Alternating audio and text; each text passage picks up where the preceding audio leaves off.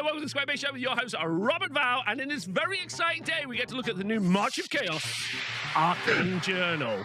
Beware the Ides of Chaos. Rah! Yeah, we got some chaos on the horizon. Pretty exciting. Now, it took me a moment to realize you got to scroll back quite far to look at the last Arcane Journal that we did that wasn't something Renegades related. Well, that's all right. You know, we held it up. You know, like we put the game on our back though. You held it up. We held it up. We're still working through it too. So there's even more content to come. But we got official non-homebrew here, bud. This isn't made in a bathtub. This is cooked in a professional grade kitchen. Everything's made out of stainless steel where these rules came from. There's people who get paid to do it.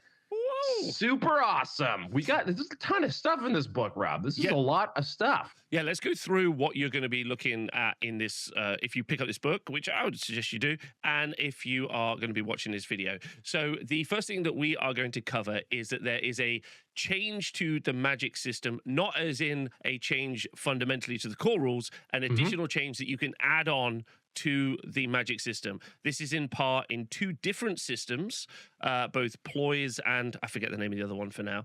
And ruses, ploys and ruses. And if you use channeling.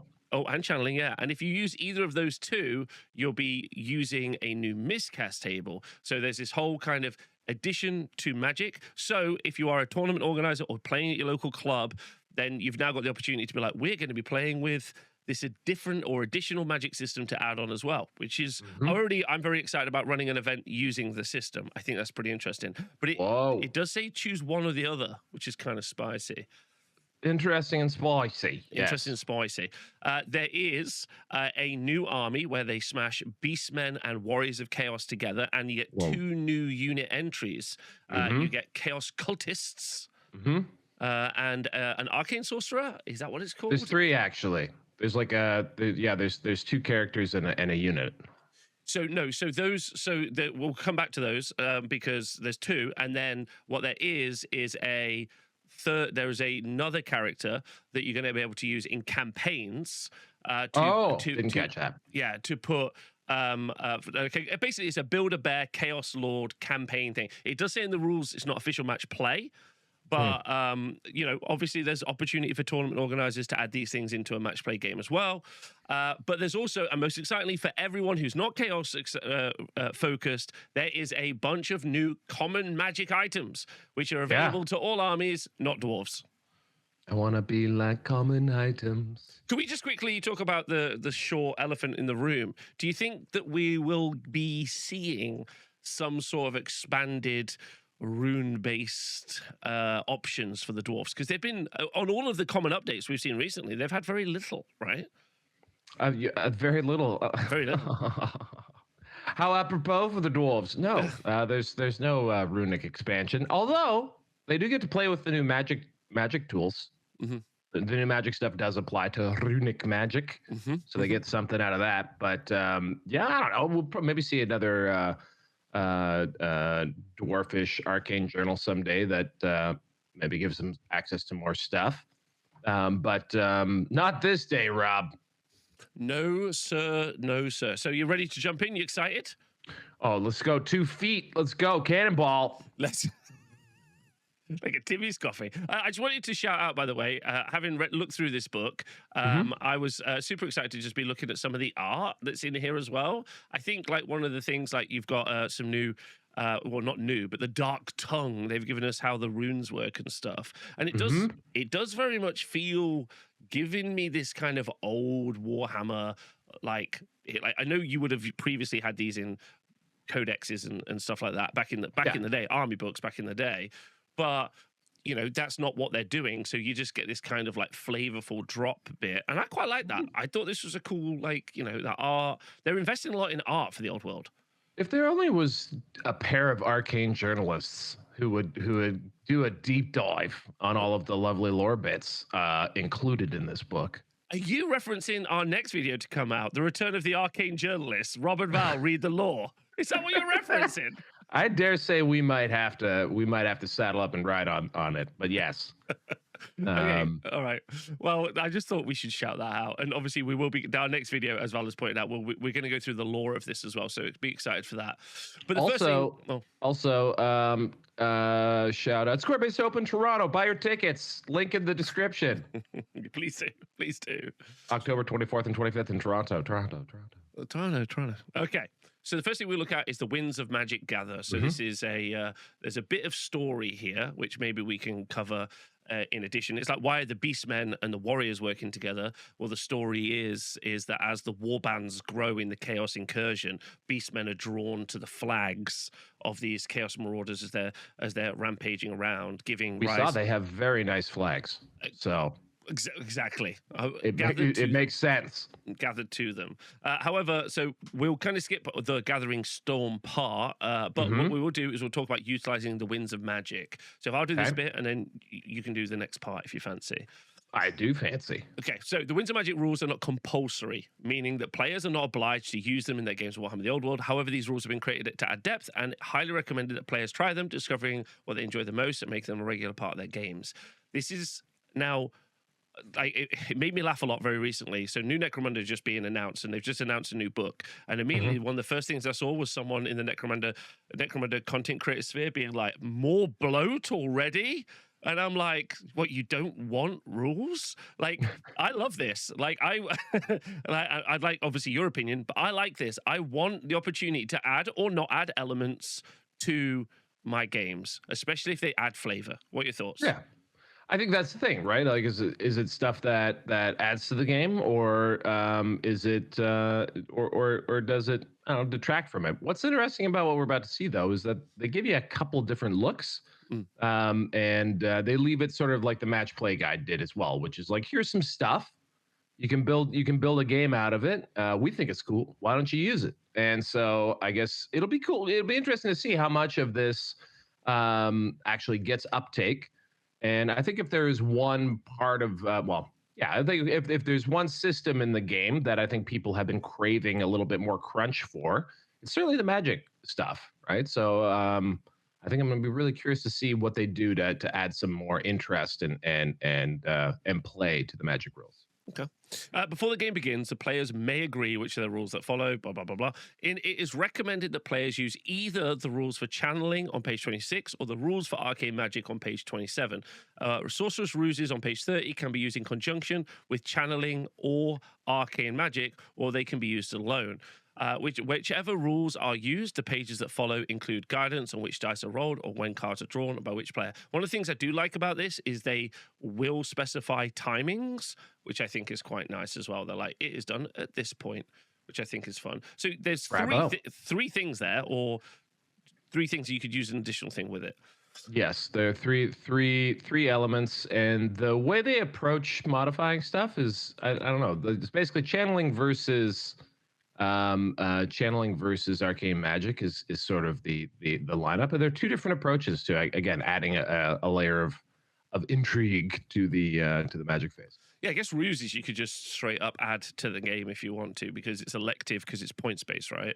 Yeah. All right, so then match play. If you organize a Warhammer Old World match play event, you may wish to include rules for Winds of Magic. It's recommended that such events allow you to use either channeling or arcane magic, but not both. Sorcerer ruses can be used in conjunction with either or alone. Whatever the case, the inclusion of these rules should be conveyed to attendees as early as possible, blah, blah, blah, blah. So, as early as possible, Rob. Get that pack updated, bud. Well, yeah, I know, bud. We gotta figure out in the comments, or if you are one of the regular attendees at my events, please do reach out to me with what you're feeling after we've read through it. So let's read through it, shall we? So the first one is channeling the Winds of Magic. Now, as an 8th edition fan, you've got to be super excited about hearing that. I guess that channeling would be something I recall from 8th, although it was kind of, it didn't really do a lot. I guess it did. You could get bonus dice for your dice pool at the beginning of each magic phase. So I wonder what they do now. There's no magic phase, Rob. What could channeling be? It's because the whole game is magic. It's a wonder. Yeah, I've got the magic in me. All right, do you want to take us through this?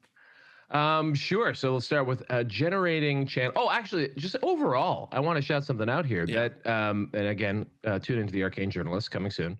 But This magic phase sort of boost is representative of a chestnut of something that they were really, I think, using to explain certain things happening in the old worlds from a setting perspective, which is that the winds of magic weren't blowing too hard. We were in a magical ebb. Yeah. Yes. And this is very specifically now, very specifically saying, nope, we're going into the flow. We got the winds, they are a changing, as a guy who got that completely wrong said once. So now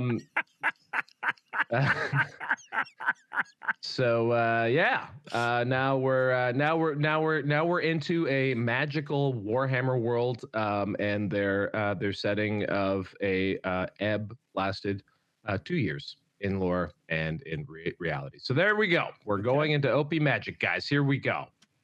Channeling dice are generated before armies are deployed, immediately before spell generation. Simply choose a wizard within your army and roll a number of dice as detailed below. Then gather together that many dice, creating that wizard's channeling pool. You may then generate that wizard's spells before repeating the process if your army contains any more wizards. So just before you generate your spells, you figure out how many channeling dice you got. For each wizard? For each wizard, yeah. But you're going one at a time. Once generated, each wizard's channeling pool should be set safely aside. It's a lot of power here, guys. Do not put it on the edge of the table. Don't put it on the edge of that table. Don't drop those channeling dice, guys, for use throughout the game. Alternatively, should you not wish to clutter the battlefield with pools of dice, you may make a note of how many channeling dice each wizard has and keep a tally of each dice used. Excellent. Great opportunity to develop some tokens for your little wizards, or even use those little tokens that we get as kits and we can't use currently. Yeah, true. Just buy a wizard familiar for each channeling dice. Perfect. You could have a $200 channeling dice pool if you want. No, it's for each wizard. It could be thousands if you try hard. That's true. All right, go ahead. Levels of wizardry and channeling dice. In Warhammer the Old World, wizards are divided into 4 broad categories based on their ability. If you're using channeling dice in your games, it is these levels of wizardry that determine how many dice each wizard will have in their channeling pool when games begin. And effectively, depending on the level of the wizard, like a level 4 is going to get 2d3 plus 1, whereas a level 1 is only going to get d3. So you're going to have, on average, 5 for a level 4 wizard, on an average 2 for a level 1 wizard. So that's quite significant. Now, most armies rock around with a level 3 or 4, but here is a really interesting kind of break point now for players. If your event or even your local game is going to be using channeling dice, well, actually, quite a lot of people sometimes just be like, I'm going to skate by with a level 3. I'm not necessarily going to pump up for a level 4. Maybe I'm going to shave off a few points. Well, actually, going up to a level 4 now, or even going from a 1 to 2, is going to guarantee you an additional channeling dice. So you've got to see whether or not the juice is worth the squeeze, but it does add a little bit to list writing, which I think is quite fun. Yeah, absolutely. Okay. This is you, bud. All right, so spending, because my question right now is, are all of these dice together in one pool, or are they per wizard? I think I would argue it's per wizard, but I don't think it's clear. Okay. Yeah, so right, I'm with you that it's not clear. Yeah, because it seems to be suggesting each wizard, but also, it may not be clear. All right, cool. Oh, wait, no, it does say, then gather together that many dice, creating that wizard's channeling pool. So I would say each one has a channeling pool, and how I would rule it at an event as well. Yes, off the cuff, hot rulings coming at you. Spending channeling dice. Wizards can spend channeling dice in a number of ways throughout the course of a game. There's no limit to how many channeling dice a wizard could spend per turn. Each dice spend reduces the number of dice remaining in the wizard's channeling pool by 1. Okay, all right. We'll say this is per wizard. Okay, it's not. Because previous versions of this you would have just an overall, pool. So this is per wizard. That's good. Channeled spells. Yes. When randomly generated spells before discarding 1. So this is now what you can do with your. So we're now at we know how we generate them. We now know that once we use them, they are spent and they are gone. And now we're looking at the effects of using those channel dice. So the first one is, it's not very clear that we're now in the effects bit, but channel spells is the first one. When randomly generated spells before discarding one in favor of a signature spell, a wizard may spend one channeling dice to re-roll one spell, re-rolling duplicates as normal, as you must accept the result of the re-roll, even if that same spell is generated again. Now, I personally think that this is super impactful for you kind of level 1, level 2 wizards if you're trying to get the perfect spell early on. Or even actually, like, to me, it's actually especially like the level 4 wizard. Yeah, yes. Like particularly because that's the one where, there's usually 2 or 3 bangers in each floor, right? So like, it's unlikely that you don't get at least one of them, but I don't know about you. I often don't get one of them.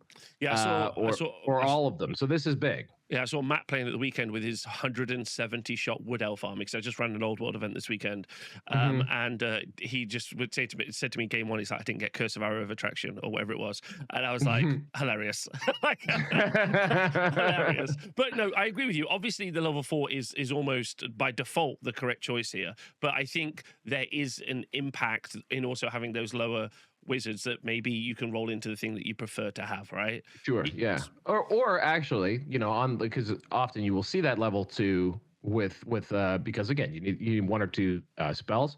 That level 2 might get now the lore familiar, so that way they're guaranteed to get the 2 that they need because you've got this backstop with your level 4 who can re-roll.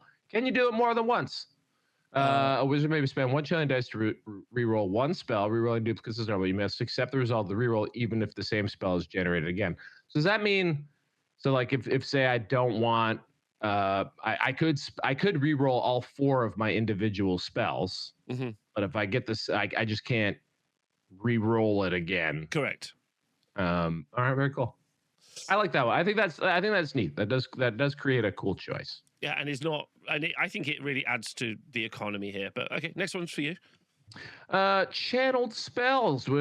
Channeled casting rolls. When making a casting roll, a wizard can spend 1 channeling dice to channel extra power by rolling an extra d6 and discarding the lowest result. Very cool. I also like that we're actually like physically taking. You could actually physically take a dice from a pool. Yeah. And like you're just adding it to your mitt full of dice. Yeah, it also means that you can pick up some square base dice and use those for your channeling. I don't think we have any. We don't actually have any. Right, anyway, channeled casting rolls, by the way, it's got an asterisk next to it, as does the next 2. Note the effects of a natural double 1 or a natural double 6 apply if such a result is rolled on any 2 of the dice. So just be conscious of that. And the channeled dispels roll... That's extra, so that's interesting. I don't think I've ever seen that in any of the rules before, where it's not just the bad one, it's the good one too. Yeah. It's also worth noting that the next one, channel dispel rolls, is basically the same as channel casting rolls. When attempting a wizardly dispel, including attempts to dispel remains in play cast during the previous turn. A wizard can spend 1 channeling dice to channel an extra power. If they do so, roll an extra d6 to make a dispel roll and discard the lowest result. So on average, this takes your 2d6 results from a 7 to a 9, which I think is something worth thinking about. That makes them that casts on average most spells. Or dispel, or certainly, and boost your dispel as well. So that's good. Now, this is also what a power scroll does. So the word you used, which was economy, is interesting because now you may get some points out of your list that you were spending elsewhere, right? So this is maybe freeing up space for, I don't know, cool new magic items or additional models or whatever. Or double up on it. Or doubling down if you're really, really paranoid. But I'm just going to take the freebie myself. Anyway, channeled luck. If a wizard fails a casting or dispel roll, they may spend 2 channeling dice to re-roll that roll. However, channeling dice cannot be used to prevent a miscast. So this gives everyone kind of an access to like the what is it? The Archmage, the elfish re-roll on casting. Pretty cool. But on average, this is like on a level 4 wizard, this would be 2 per game, potentially, like unless you rolled badly on your 2d3 plus 1. But it's not going to be any more than that. If you roll really well, it's potentially 3 re-rolls. But, like I want to mitigate everyone being like, "Oh, you're going to be able to reroll everything all the time." It's like, well, no. At best, on your best wizard, it's 2, which is still fantastic. Don't get me wrong. Like, that's crazy good. But anyway, range magic. Go on. I was also going to say that channeled luck. Wizard fails casting or dispel this spaceman. 2 channel reroll that roll. So let's say you've channeled your cast. Can you channel the luck and then reroll the whole fit? I think you would reroll the whole fistful if I remember the FAQs on things like a power scroll.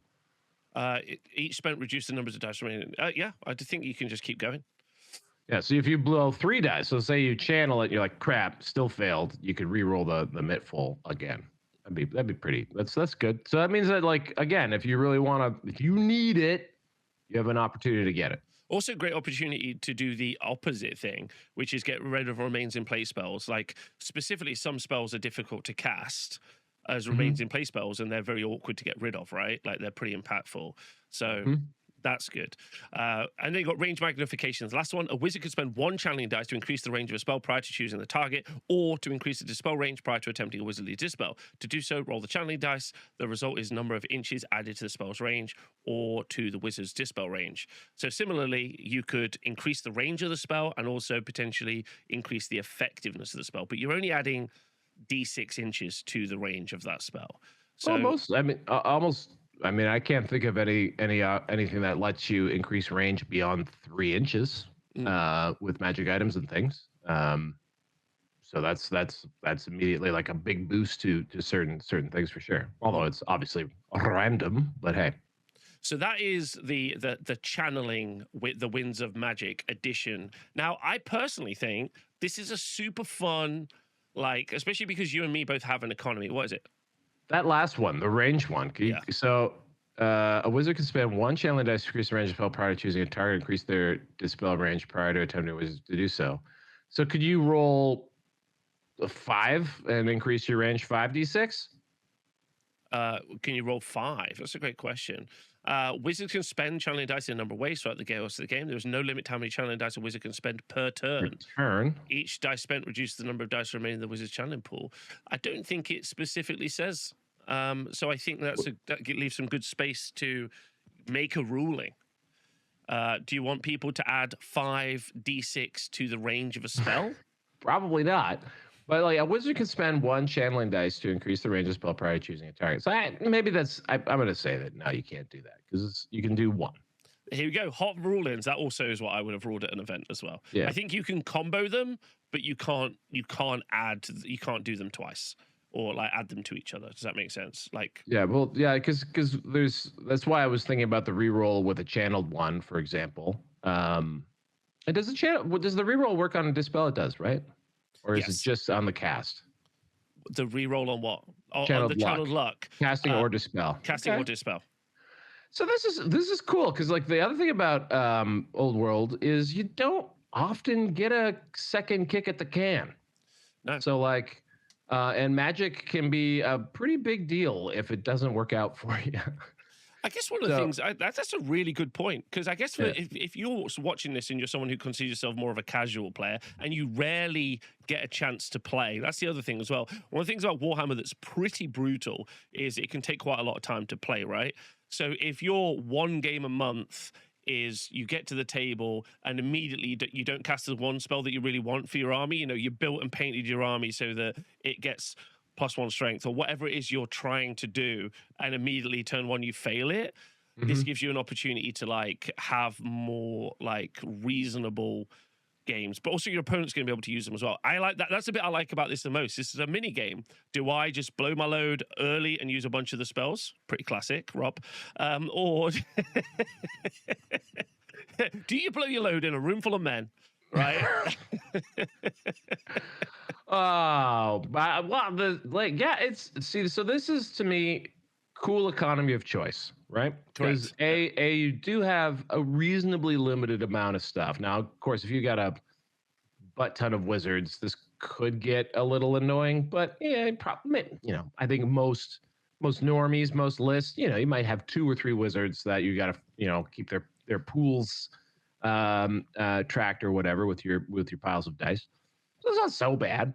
I think pretty easy to have, 3 distinct piles that are a certain color or whatever. So I think it's the game management element here isn't that bad.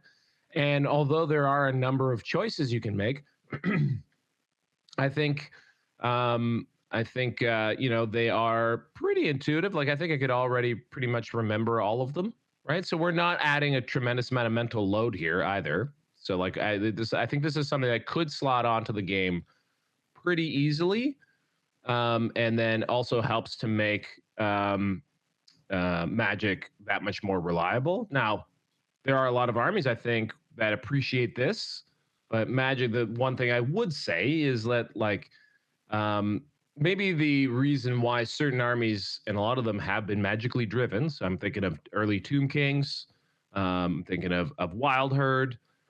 They've been driven by mortuary cult. Sorry, back I guess in the pre 1.5.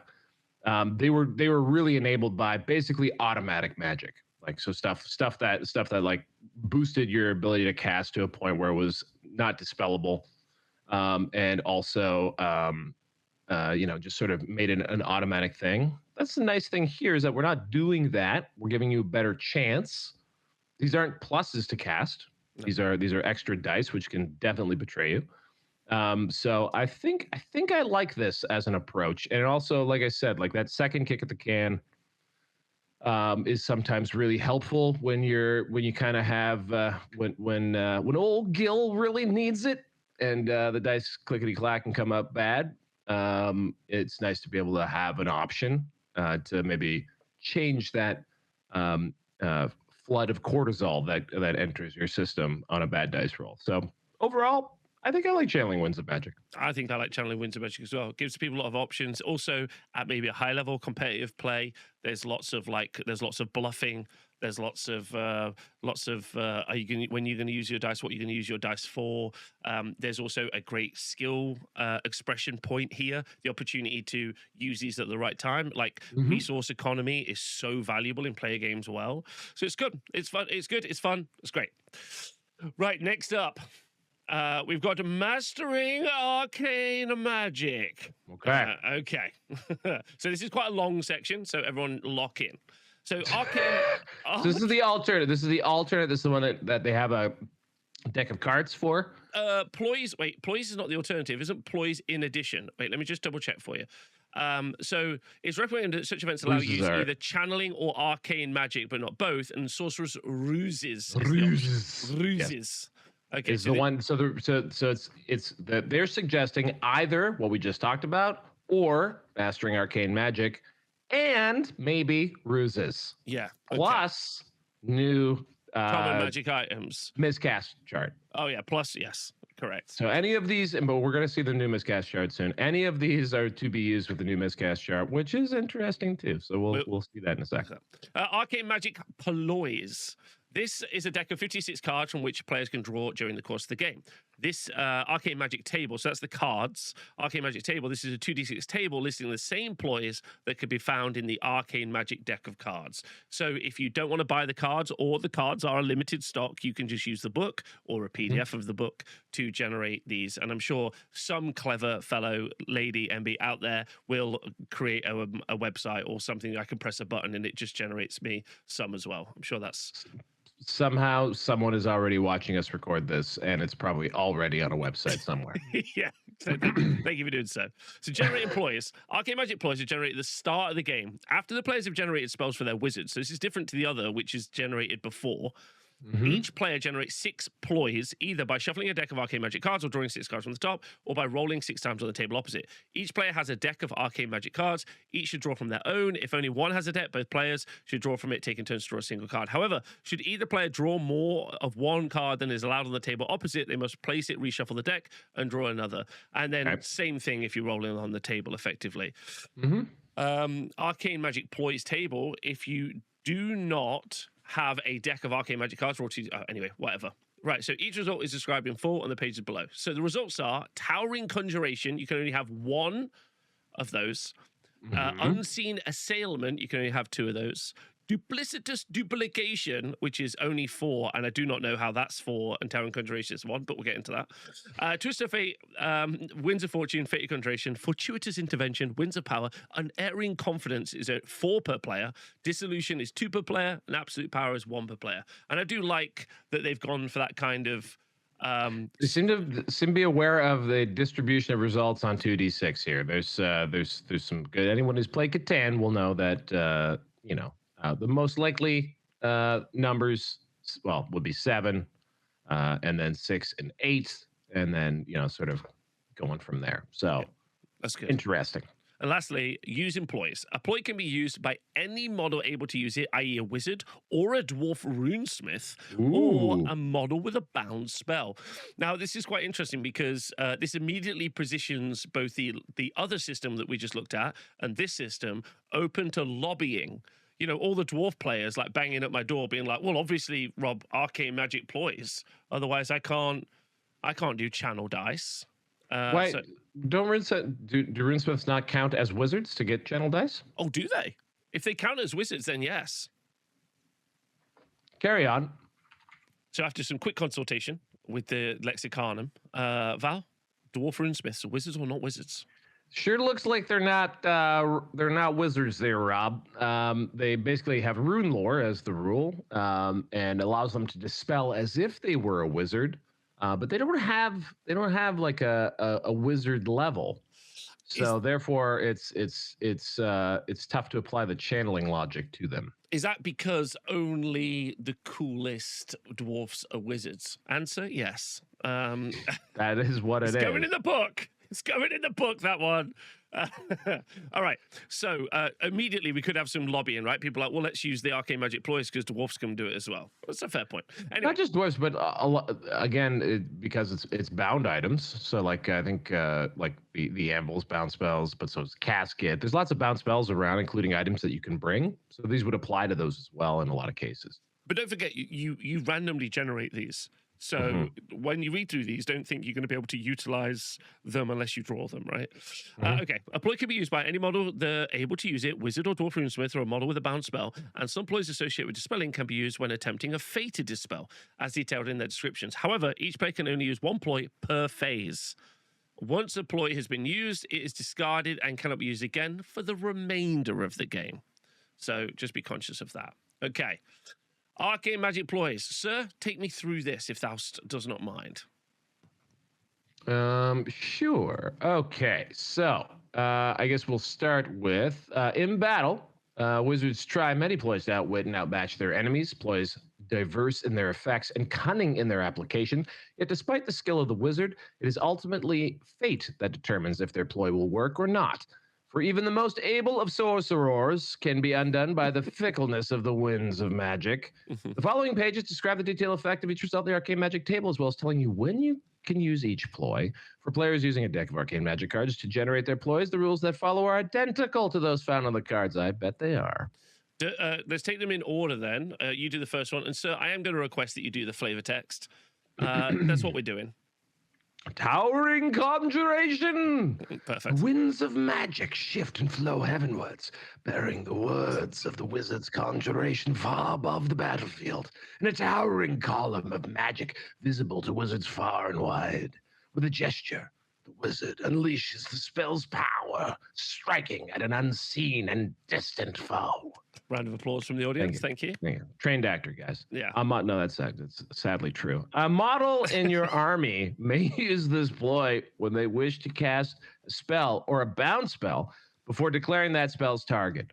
If they do so, they may target a unit regardless of line of sight, and even if that unit lies beyond the spell's maximum range. Now, don't forget, you randomly generate these, and you'll only draw one of these. Potentially. You can only have one of these. So...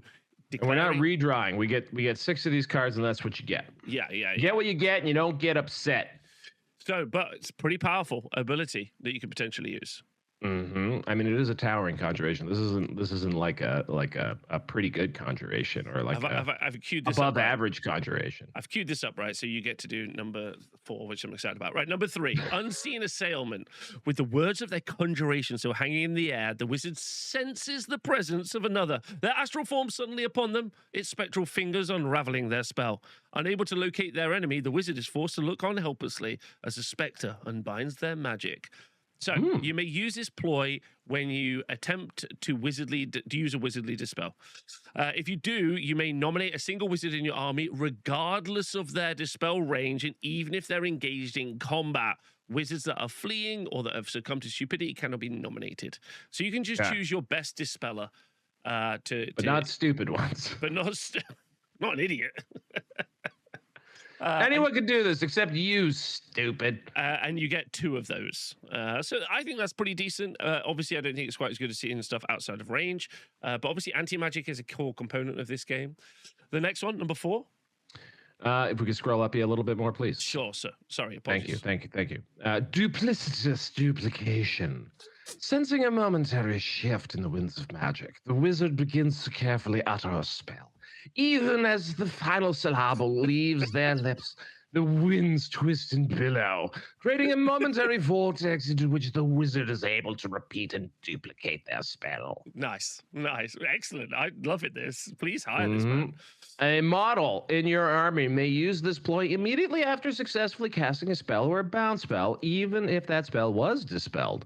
If they do so, they may immediately cast the spell again, targeting the same unit as before, or a different unit should they wish. This attempt does not count towards how many spells the wizard can attempt to cast per turn. And you can have 4 of these. 4 of double cast. Okay, cool. Empire can just have it. I guess it is some restricted, but there is a wand that lets them double cast certain things. But that is pretty cool. That's pretty cool. I thought you'd be more rocked by that. I thought you'd be like, a double cast that's pretty woof.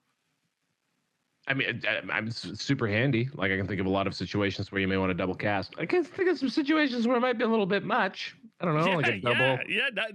Think that through. Like in the comments, doppelganger. Yeah. Thank you. Yeah, in the comments, give us your best doubled up spell. Twist of Fate. Manipulating the winds of magic is fraught with danger, and even the most accomplished of wizards is not immune to this peril. A misspoken word, an incorrect gesture, a momentary lapse in concentration, all can cause the magic to break free, oft with disastrous and deadly consequences. A wizard in your army may use this ploy after miscasting a spell and rolling on the miscast table. If they do so, they may immediately re-roll their roll on the miscast table. However, they must accept the result of the second roll, even if it's worse than the first. And don't forget, we'll be using a more evil miscast table. Yeah, they really don't want you to let you out of a miscast. They'll only let you change the result or like re-roll a result. They'll never let you just give you a get out of jail free card. Once you're locked in, you're locked in. Would you like to take us through Winds of Fortune? Sure. The Winds of Fortune. The winds of magic are fickle, and when rival wizards duel, it is not unknown for them to gather around one, lending strength to their attempts to dispel the magic of the other. At such times, wizard can do little but hope for an imminent change of fortune. You may use this ploy when attempting a wizardly dispel, a fated dispel. Okay, cool. So you don't need to have a wizard here. This is good. If you do so, roll an extra d6 when making a dispel roll. Discard the lowest result. If a double 1 is rolled, the wizard can avoid being outclassed in the art by discarding one of those dice, as if they were listening. Amazing. So Winds of Fortune does allow you to get out of a miscast. It's probably one of the more common.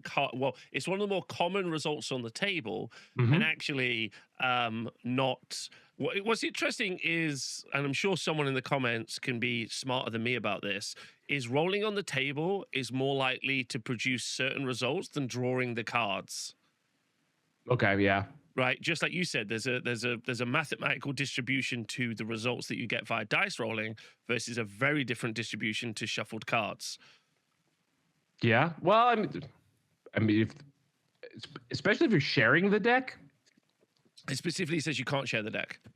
No, it says that you can, if you only have one deck, you can draw from the pile. You just go alternating one at a time. Okay. Well, but you see my point, right? Yes. So you probably would have to rule on that as a TO if you're doing that. Mm-hmm.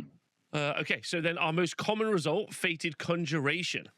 Sometimes the winds of magic seem inexplicably attracted towards the words of a wizard's spell, clustering around it and infusing these words of power. At such times, a wizard can find the completion of a spell uncannily easy, and the risks of a fatal miscast seem to dwindle to nothing. I don't know why you have to get so highfalutin when you're reading these. But yeah. I think wizards are just sometimes better when they're drunk, is what they're saying here. Yeah, it makes sense. You may use this ploy when a wizard in your army fails a casting roll or when they roll a miscast. If you do so, that wizard may immediately reroll the casting roll. Alternatively, this ploy can be used to reroll failed casting roll when a model in your army attempts to cast a bound spell. Dwarfs. Mm-hmm. So, that is alternative. So may reroll the casting roll. So you can get out of miscast again with the most common result if you're rolling on the table.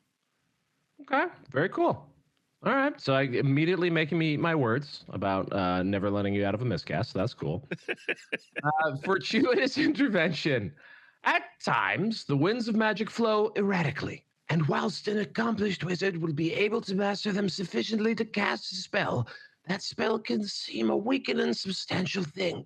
At such times, the rivals are able to unbind the spell with surprising ease. You may use this ploy when a wizard in your army fails a dispel roll, including when they are outclassed in the art. If you do so, that wizard may immediately reroll the dispel roll. Alternatively, this ploy can be used to reroll a failed dispel roll when you attempt a fated dispel. Mm-hmm. Mm-hmm. Mm-hmm. Yeah, pretty good. Yeah. So again, so we've got 6, 7, 8 are basically rerolls. Yeah, and they're reroll. Yeah, they're basically rerolls and get out of jail free for. So they're kind of curtailing the disaster of magic rolling, right? More. Mm-hmm. Winds of power.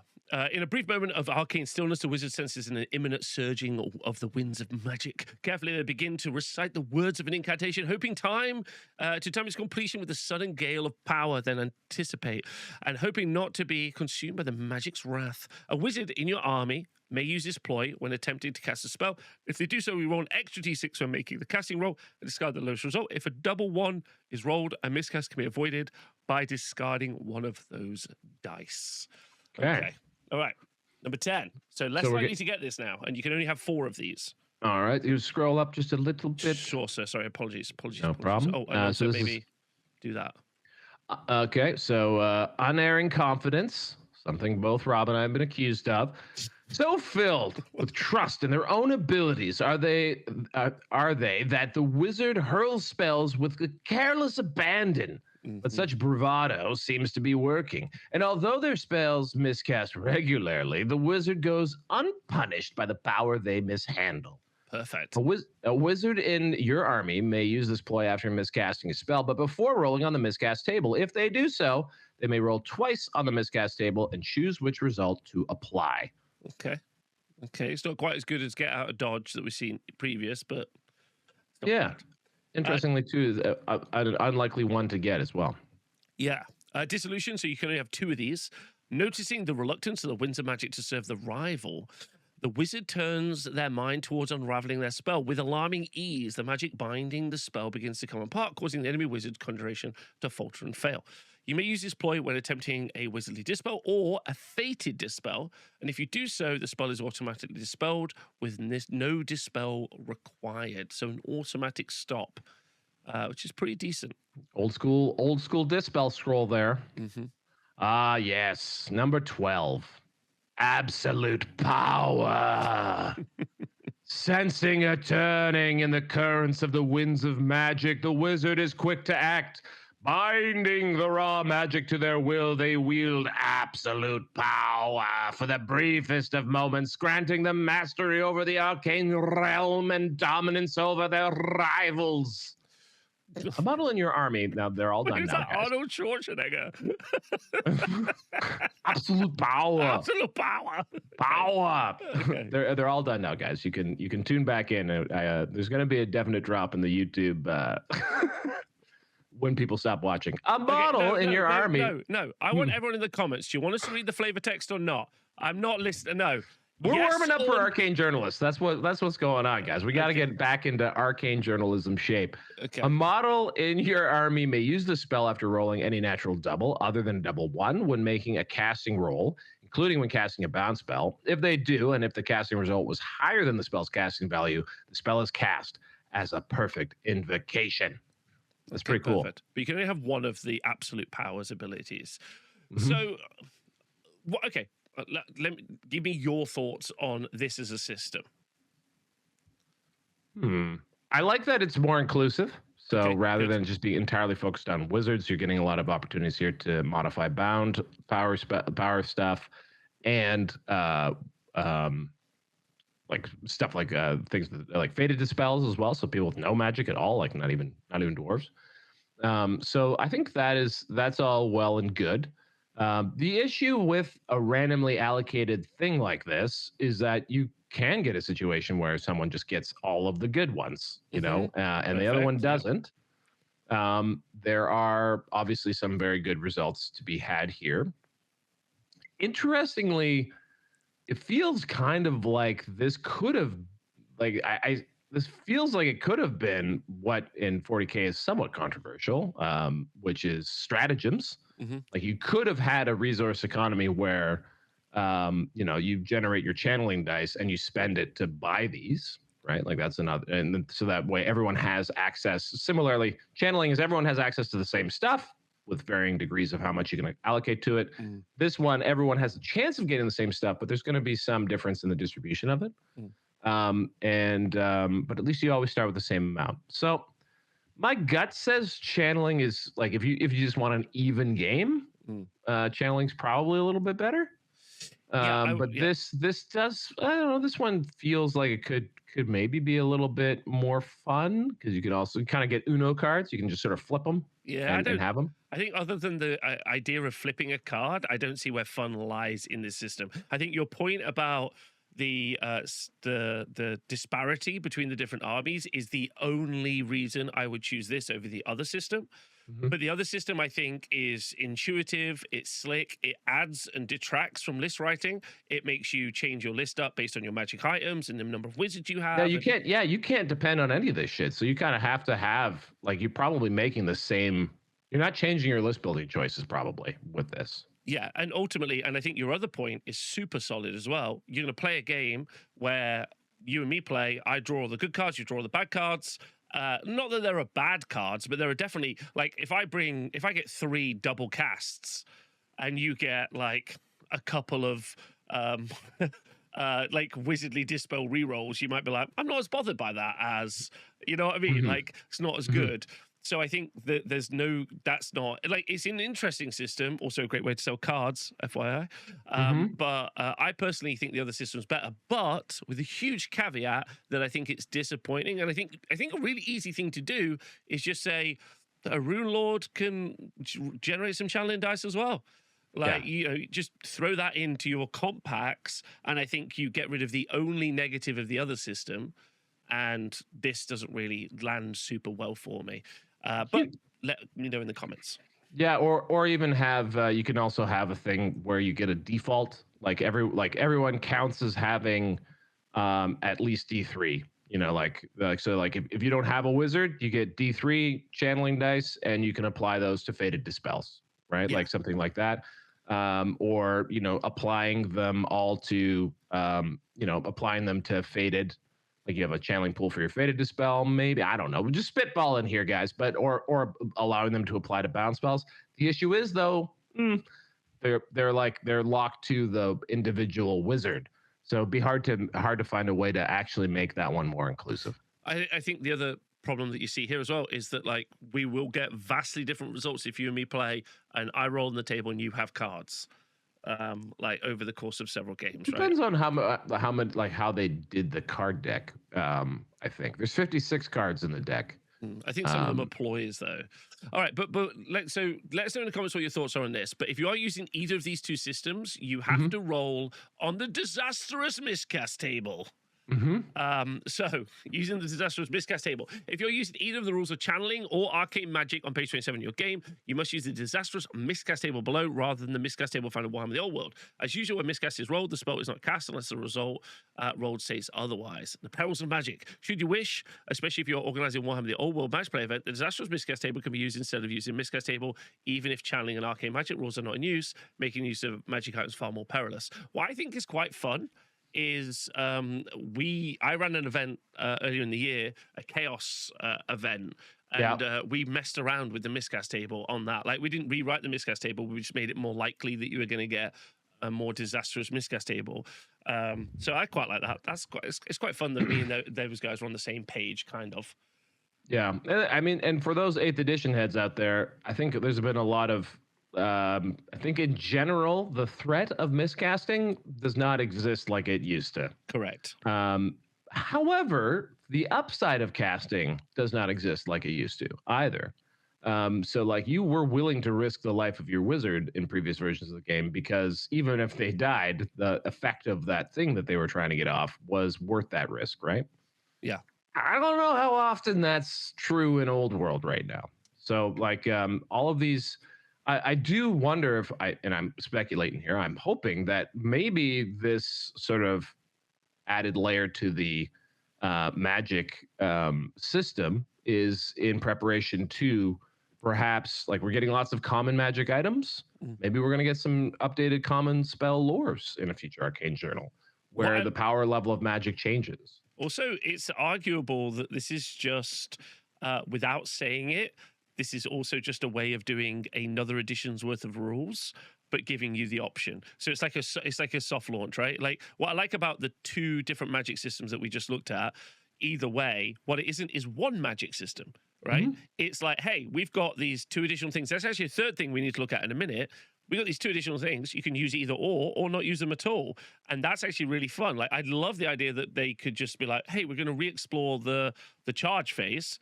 Here's 5 or 6, or 2 or 3 different variations of how charging can work. And you can either add these into your games or you can't. And so people get to really tailor their experiences based on what they want. Now, obviously, from a kind of like everyone's playing the same game, WTC sort of style gaming, right?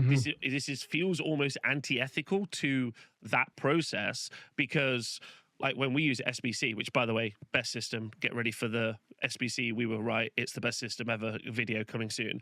But based on this weekend. But like, now you go into events, and while, like, I saw there was a bit where Pip, because I live streamed all the games this weekend, there's a bit where Pip was playing with his lizard men, and he was doing something with regeneration in challenges, and I wasn't 100% certain if he nailed the ruling that we use at the TSN.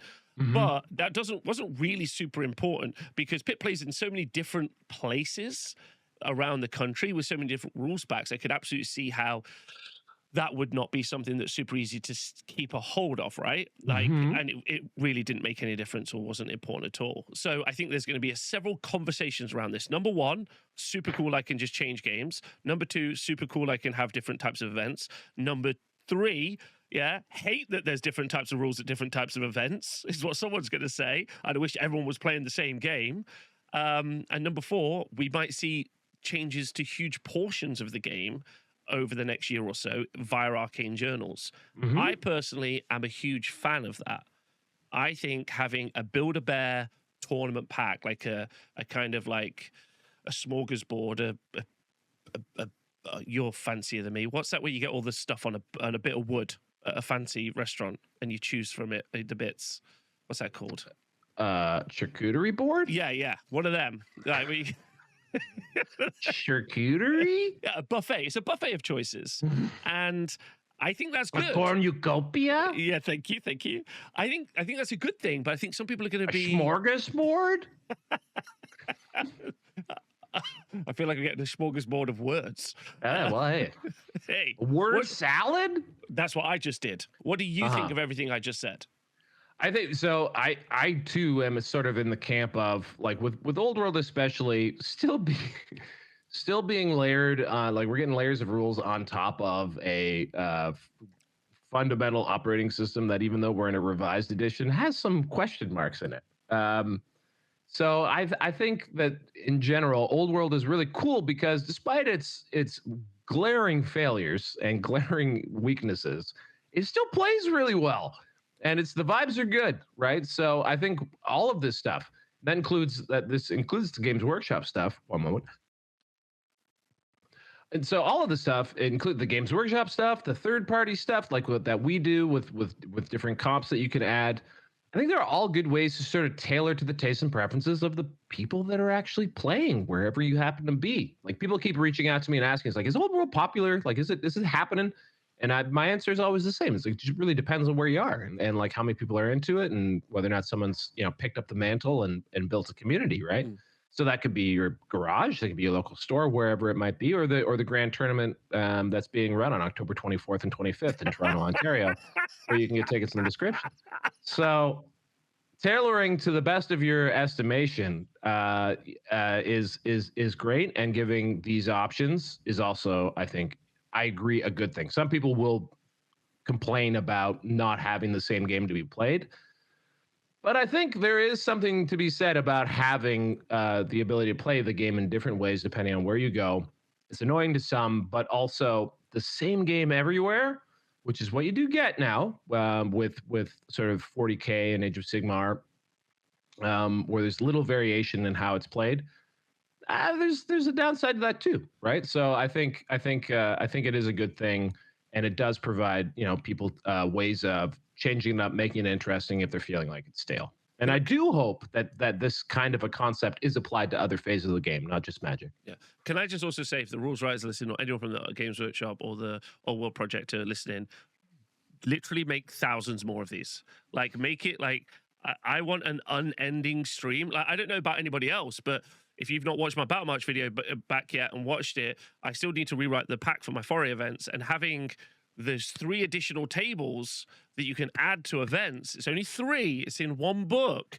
It's fantastic.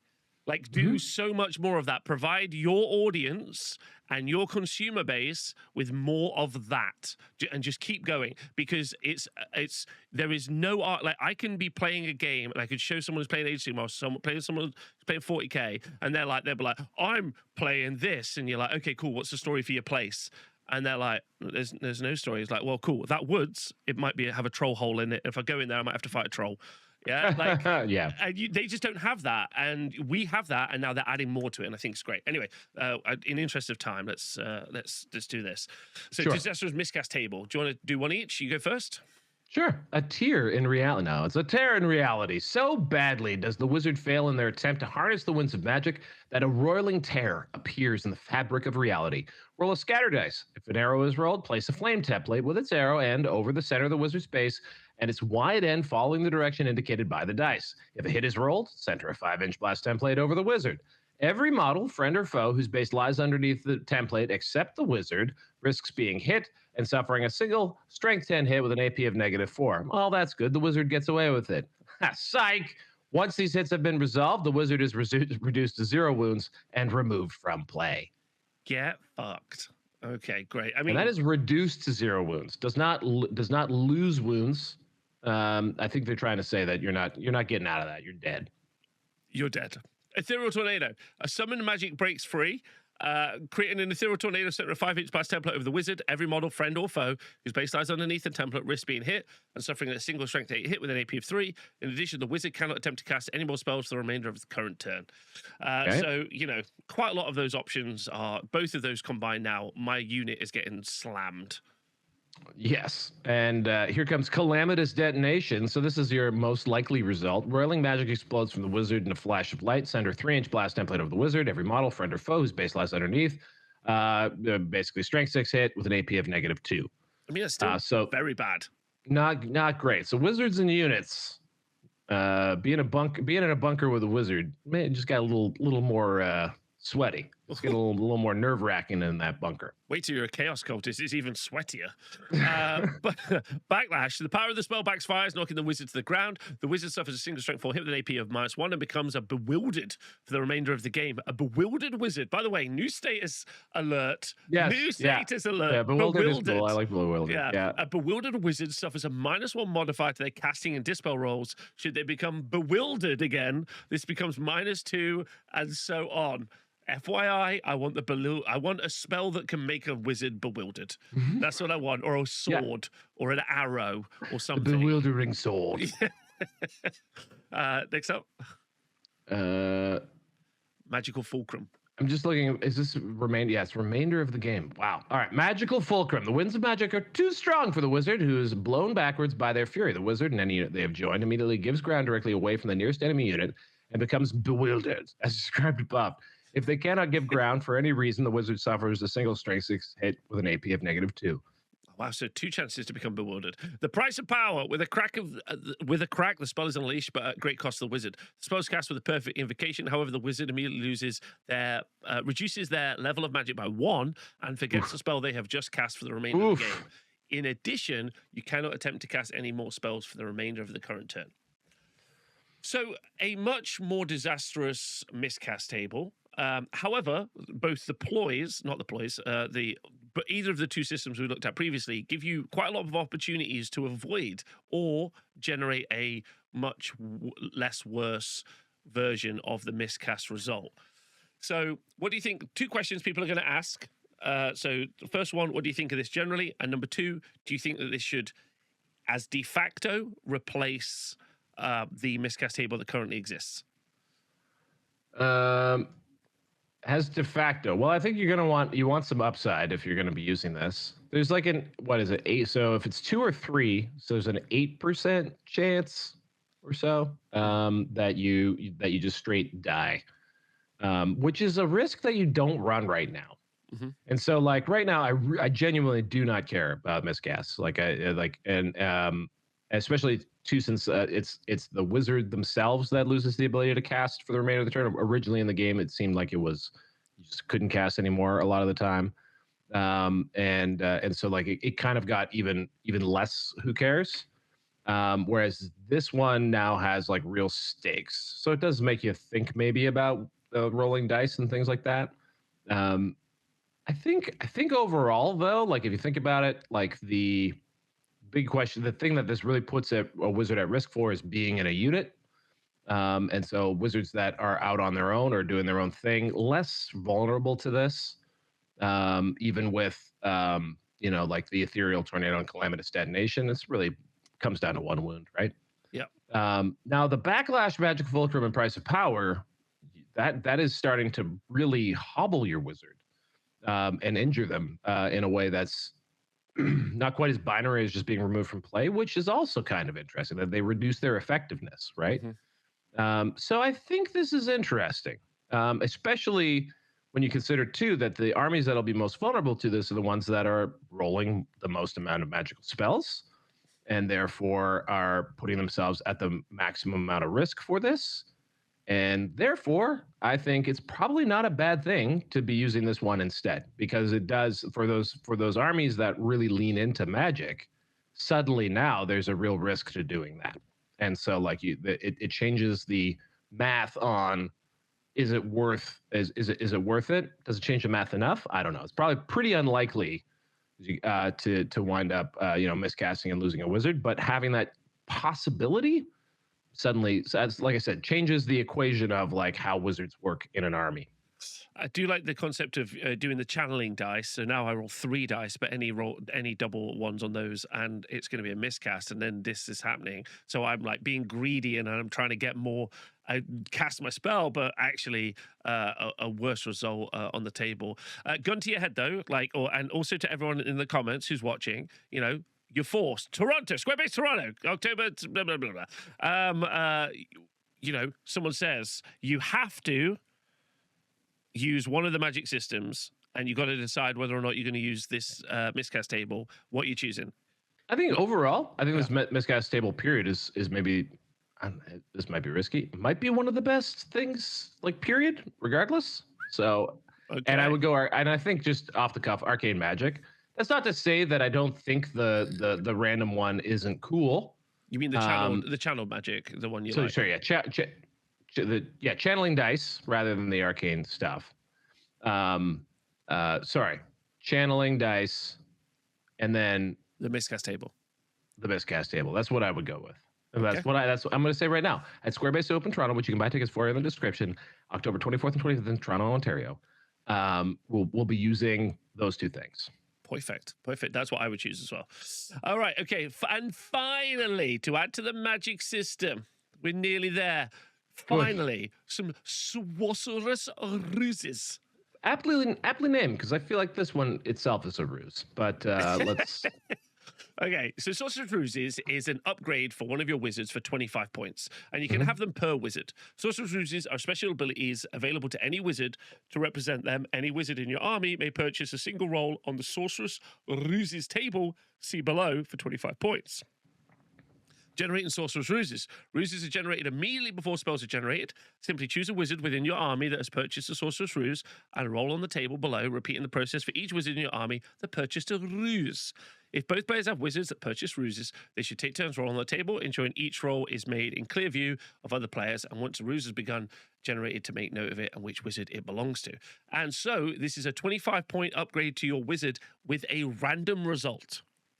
Yeah. Chaos Dwarf fans loving this. Having a dart weapon, they're like, first time, get ready. Oh, yeah. What's that? I got flaming attacks again? Dog shit. That's just Chaos Dwarf fans who understand what I'm saying. Right, anyway, so there's 6 results, and let's go through them, if you're cool with that. Rob hasn't been playing Chaos Dwarfs 2.0, but whatever. It's cool. Wait, I have? Wait, you still roll on the table? You do, but you can't get flaming attacks anymore. No, it's just always flaming attacks. Yeah, but that was a result in the past, and that sucked. It was. Okay. But my feelings are irrevocably hurt, so it's fine. I apologize. Just make it so I can always get +1 to cast. That's all I want. Okay. I didn't realize that's all anyone cared about, but there you go. All right, Escapology. So these are the potential results. Just a bit at the top, if you don't mind. All right. Oh, using Sorcerous Ruses. A wizard can use their ruse at any point during the game, as detailed in the ruse's description. Once a ruse has been used, whether successfully or not, it cannot be used again. So not only is it 25 points, and it's random, but it might not even work. It's once per battle. It's also very unlikely to work most of the time. Yeah. So, okay, next feels like this whole thing is a ruse. Yeah, well, it is what it is. And it's time for you to read some story. Geez. All right. So here we go. By means of some profane ritual or diabolical arcane mechanism, the wizard has ensured that their vitality relies not solely upon the health of their fragile mortal vessel. Should their body expire, a magical safeguard exists capable of restoring them to life in the blink of an eye. The first time a wizard is reduced to 0 wounds, they may use this rune immediately before they are removed from play. If they do so, roll a d6. On a roll of 1 to 3, the ruse is not paid off, and the wizard must face their fate. On a roll of 4+, the wizard's cutting machinations have proven successful, and by some mystical means, they have been able to thwart death. The wizard immediately recovers a single lost wound. Okay, so I mean, that's fantastic. But is a 25-point upgrade to escape death is great, but obviously you randomly generate it. Yeah. No, just 0 wounds. They must use. Can you use that to get back up from being sucked into the warp? Yes. From going down the hole. I would argue yes. Okay, cool. But again, it's random, so you might not get it. Next one, Demonic Assailants. Using an enemy spell against them, the wizard opens a portal to the Aether through which demonic spirits surge. The enemy wizard grapples against unseen assailants that would steal away a fragment of their soul, sealing it within the realm of chaos and torturing it for eternity. Okay, so when an enemy wizard casts a spell, a wizard may use this ruse, and instead of attempting a wizardly dispel, if they do so, both wizards roll a d6. The wizard using the ruse adds their level of wizardry to the roll, while the enemy wizard adds their toughness. Okay. So very likely to just be a straight d6 off most of the time. And if the enemy wizard's result is higher, the ruse has failed and the spell is cast. If the result was a draw, the ruse was partially successful and the spell is dispelled. And if this wizard result is higher, the ruse has been success and the spell is dispelled and the enemy wizard loses a single wound. This wound can be recovered by a regeneration save. Look at that. There you go. So some nice wording there on the final part. So, and this is going to be a common theme, by the way. It's going to be basically these ruses, especially as they're once per battle, are unlikely. Like, there doesn't seem to be a way to really game the system because it's randomly generated. So it's like, okay, cool. If I could choose this on against a low toughness enemy, but I can't choose this. So there it is. Let's go and look at number 3, if that's cool with you. Sure. Spell Thief. The wizard reaches through the ether to strip all knowledge of the spell from their rival's mind. Their attack complete. The spell is flayed from their enemy's memory, leaving no trace behind. When an enemy wizard casts a spell, a wizard may use this of ruse instead of attempting a wizardly dispel. If they do so, both wizards roll a d6. Each wizard then divides their level of wizardry by 2, rounding fractions up, and adds the result of their roll. Okay, so if you're a level 4, you get 2. If you're a level 3, you get 2. You get 2. So it's basically either 2 or 1 here. So you're either getting +2 or 1 to this roll. If the enemy wizard's result is higher, the ruse has failed, spell is cast. If the result is draw, the ruse was partially successful and the spell is dispelled. If this wizard's result is higher, the spell is flayed from the enemy's mind, the spell is dispelled, and the enemy wizard is unable to attempt to cast it again for the remainder of the game. So it just wipes their brain. Okay.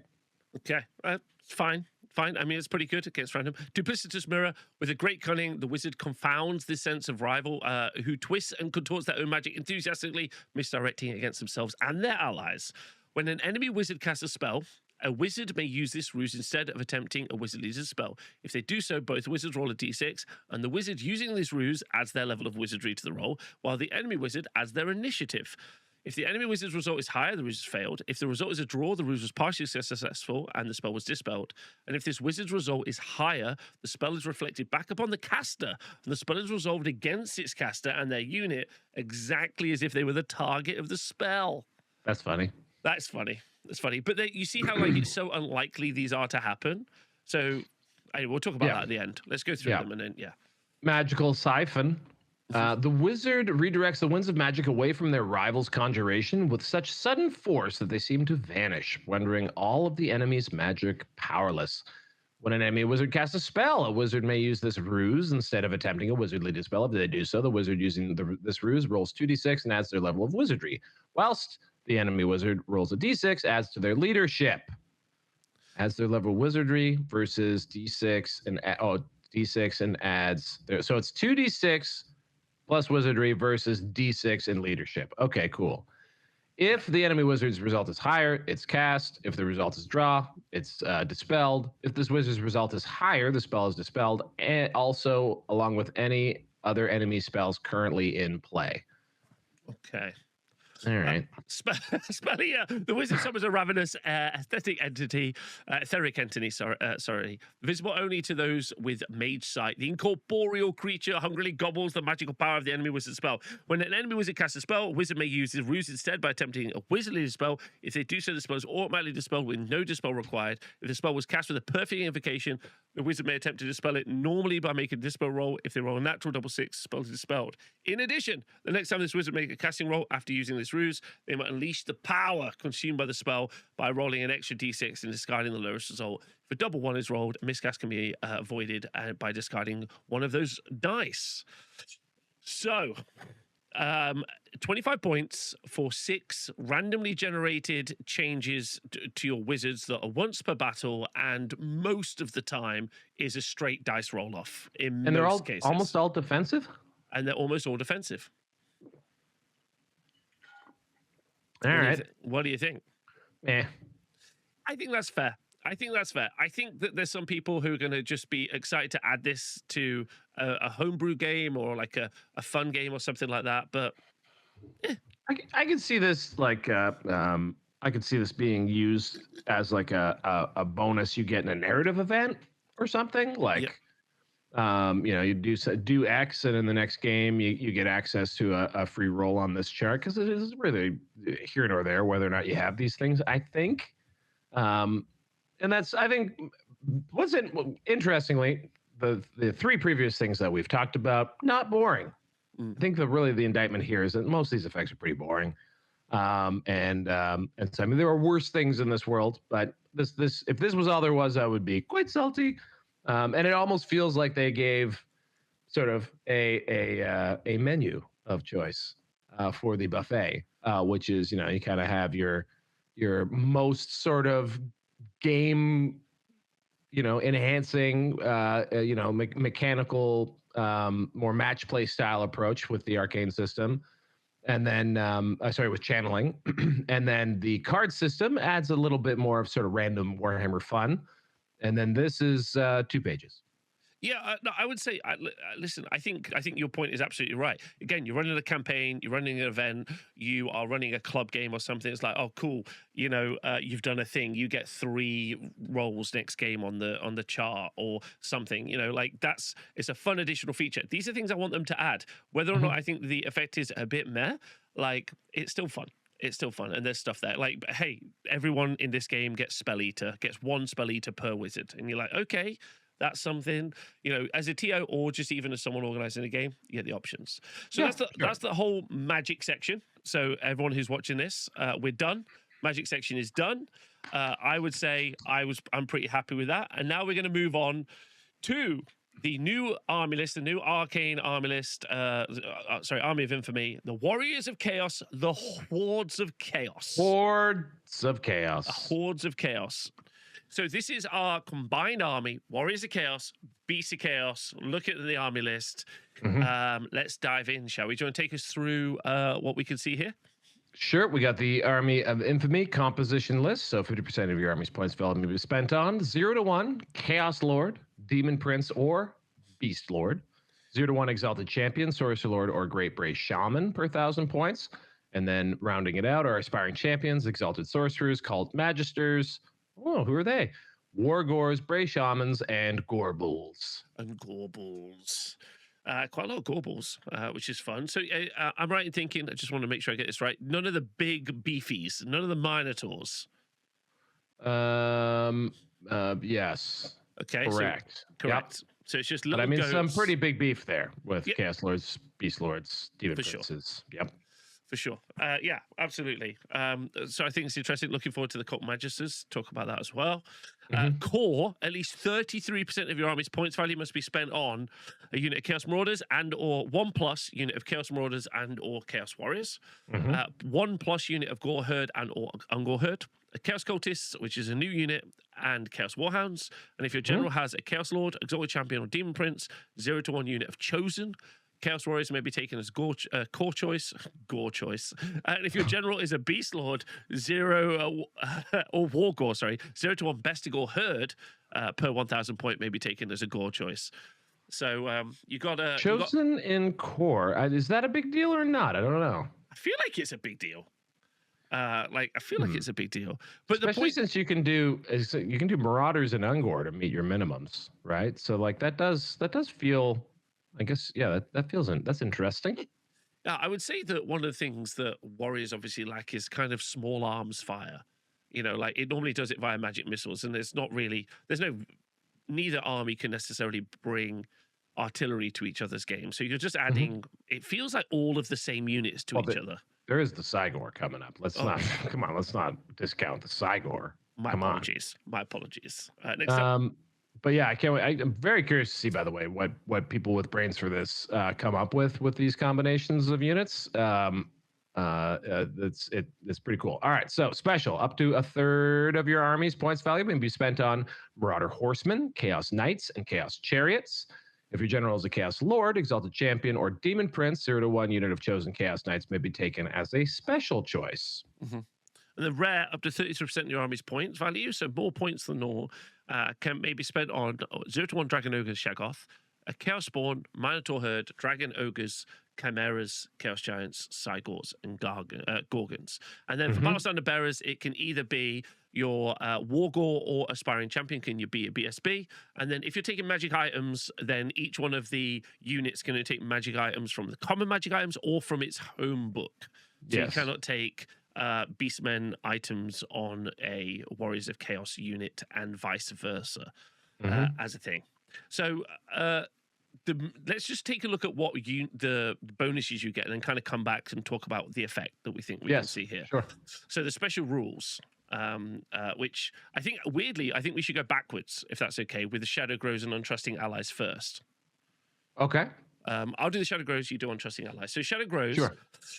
Each character your army includes as a mark of chaos that has a mark of chaos other than the mark of chaos undivided. It must also include a non-character unit with the same mark of chaos, and vice versa. For example, if your army includes 2 characters with a mark of Khorne, it must include 2 non-character units with also the mark of Khorne. The death of the Chaos Gods was greatly overstated, folks. Old Chaos marks are still here. They are despite vanishing from the core rulebook. Okay, cool. So this is a thing that we've seen in other versions of Chaos lists where you kind of have to do 1 for 1 if you have a specific mark. Yeah. By the way, the story said this earlier in the show, but the story for this army is that during the Chaos Invasion, like the war bands of chaos grow and swell, and beastmen kind of emerge and add onto the roster. But obviously, as they grow, normally a chaos god takes a little shine to a portion of the army and is like, I want you all to be Nurgle, and not just undivided. So that's kind of where it's coming from.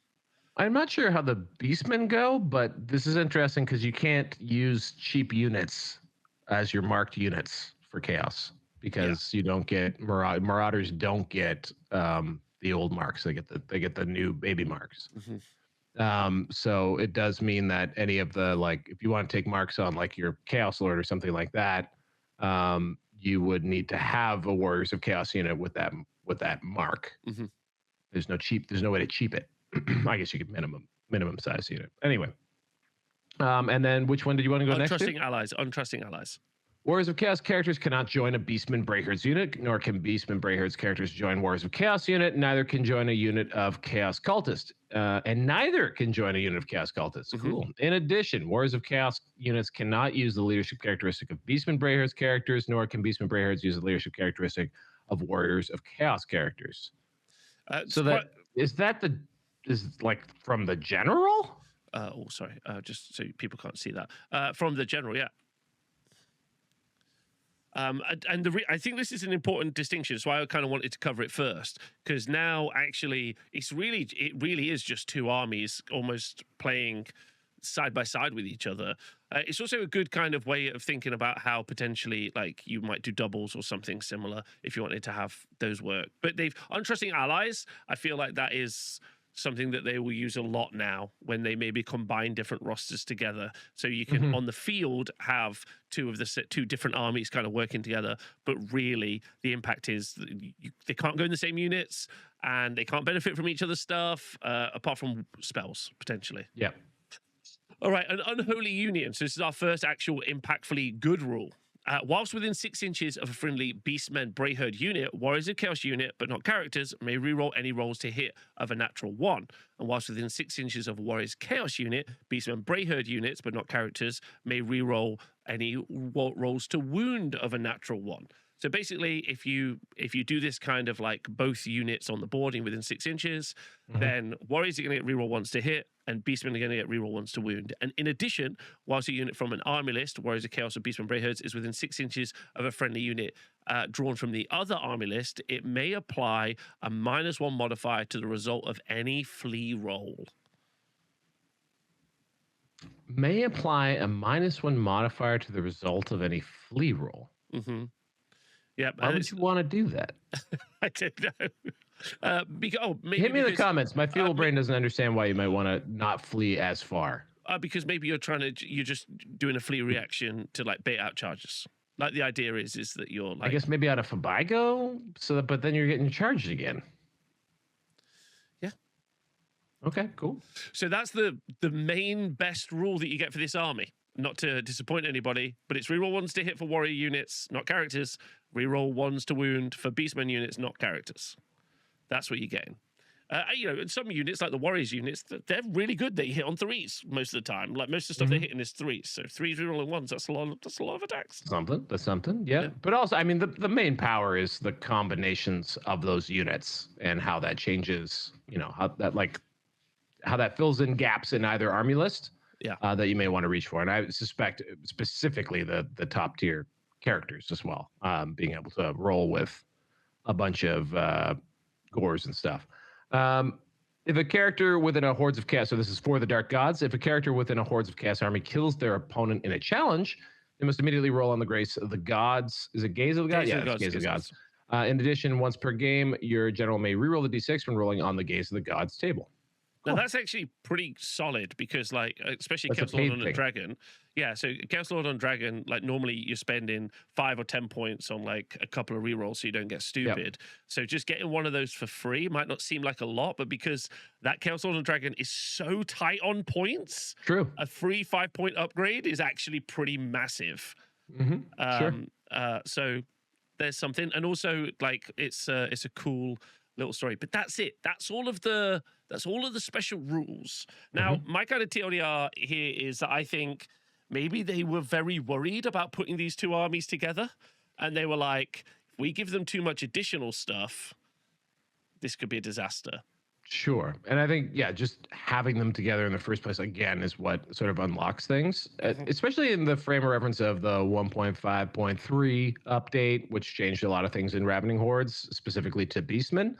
I am curious to see what the difference is here. Now, they can't bring a Herdstone. Nope. So that's number one, pretty important. Beastmen without a Herdstone. So that's a good thing for everybody else. Or but they certainly can bring a Chaos Lord on Dragon. Sure, but so can Warriors of Chaos, right? So it's more a question of like what is the sum of the parts that you can now mix together, especially with access to items and characters and those abilities. That's where the power of this list probably comes from. And I can't wait to see in the comments what you guys what's really popping out to you guys, because these are two armies that I'm not immediately like, ooh, I can do this, I can do that, right? So my issue is that both armies are so similar. Like you're not bringing. They have a lot of like a special magic that they can bring from each army together. Yeah. But yeah, that's my major issue is that it feels like most of the choices very combat orientated when you start going outside of like casting spells for Beastmen. Again, like that big gore brick that can just mulch things in the current meta game, combined with the higher tier of available characters might be something. I'm very, very curious because the other thing is I do know that there was great hubbub over the coming of the Horde of Chaos. And so I'm curious to know if they have modified this to what maybe people were a little worried about, or if there are restrictions here that you guys see that maybe take things off the table. It'll be interesting to see if this composition really does have an impact. One of my things I'm quite excited about is running, because I've been trying to do a lot of Marauder lists at the minute, and like running something MSU, but you don't get any specific buffs to the Marauder parts, but you can add in running a ton of additional like extra Beastman units in addition to that. So I'm looking forward to maybe trying to put that together as a list. However, you also get 2 new units. New units. So the first one is the Cult Magister. So a 55-point level 1 wizard, toughness 4. It's got toughness 4, 2 wounds. Level 55 feels pretty cheap to be a level 1 wizard, I'm gonna say. That's pretty nice. And it's got access to demonology and dark magic. Can have a hand weapon, a flail, can have ambushes, which is pretty nice, and only magic items up to 25 points. It's very much a weak source wizard. Can't be upgraded to a level 2.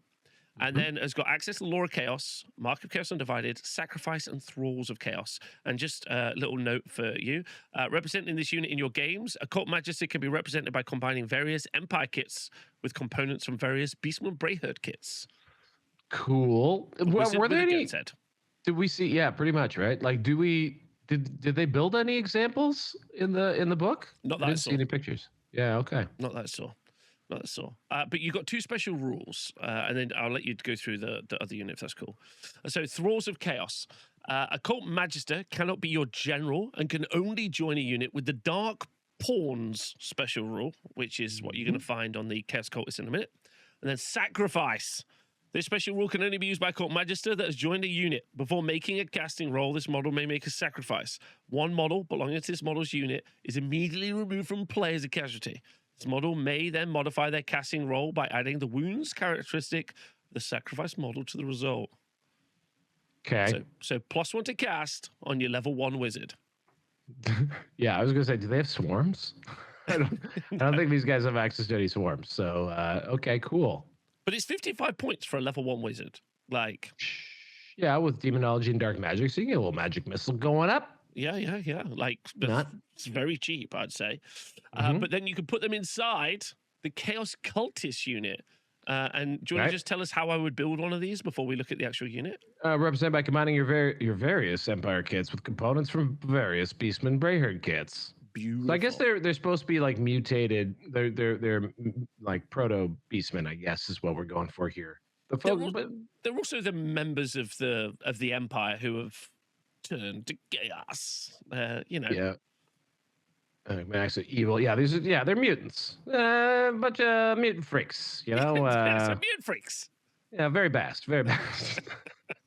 They're also 6 points a model. Take me through the stat line, buddy. All right, so 6 points a model. That's a good place to start. Whereas Chaos Cultists, we got units that's 5 to 20. They have mixed weapons, which is 2-hand weapons and throwing weapons. So we're basically like Empire Militia. The entire unit may swap their mixed weapons for the following: short bows for free. And a unit may upgrade one to a champion, so they have no other command other than a champion. They have ambushers, dark prawns, mark of chaos undivided, open order, skirmishers, unseen threat, and warband. Okay. Don't forget, warband lets you reroll charges, everybody. Never forget that. Reroll charges, and also improves their leadership, of course, based on each rank that they have. Not a horde, though. Not a horde. No. But skirmishers and open order, it does give you some options there. That's pretty cool. Well, friendly units do not have to make a panic test when the unit is destroyed or breaks and flees from combat whilst within 6 inches. Nor do friendly units have to make a panic test when fled through by this unit. So they just don't care about them. That's from the Dark Pawns rule, right? That's the Dark Pawns rule. Thank you. And then we have unseen threat. So this is if this unit is held in reserve, you may apply a +1 or -1 modifier to the result when rolling to determine if it arrives this turn as reinforcements or is delayed. In addition, a unit with a special rule must be placed more than 4 inches more than 4 inches away from an enemy unit when arriving from reserve rather than the usual 8. So that's interesting. That makes them pretty powerful ambushers, I guess. And fantastic for smashing baggage trains. Getting them cabbages. Yeah, backline, but and because you can have ambushers with the cultists as well, you can have a unit with a wizard in, ambushing from the back of the board, grabbing a cabbage train, and then popping some magic missiles. It's pretty funky. Could be neat. Could be neat. I mean, 6 points a model for them. Well, seems not ludicrously pointed. Oh, I didn't say their stat line. Their stat line is a human. With no armor.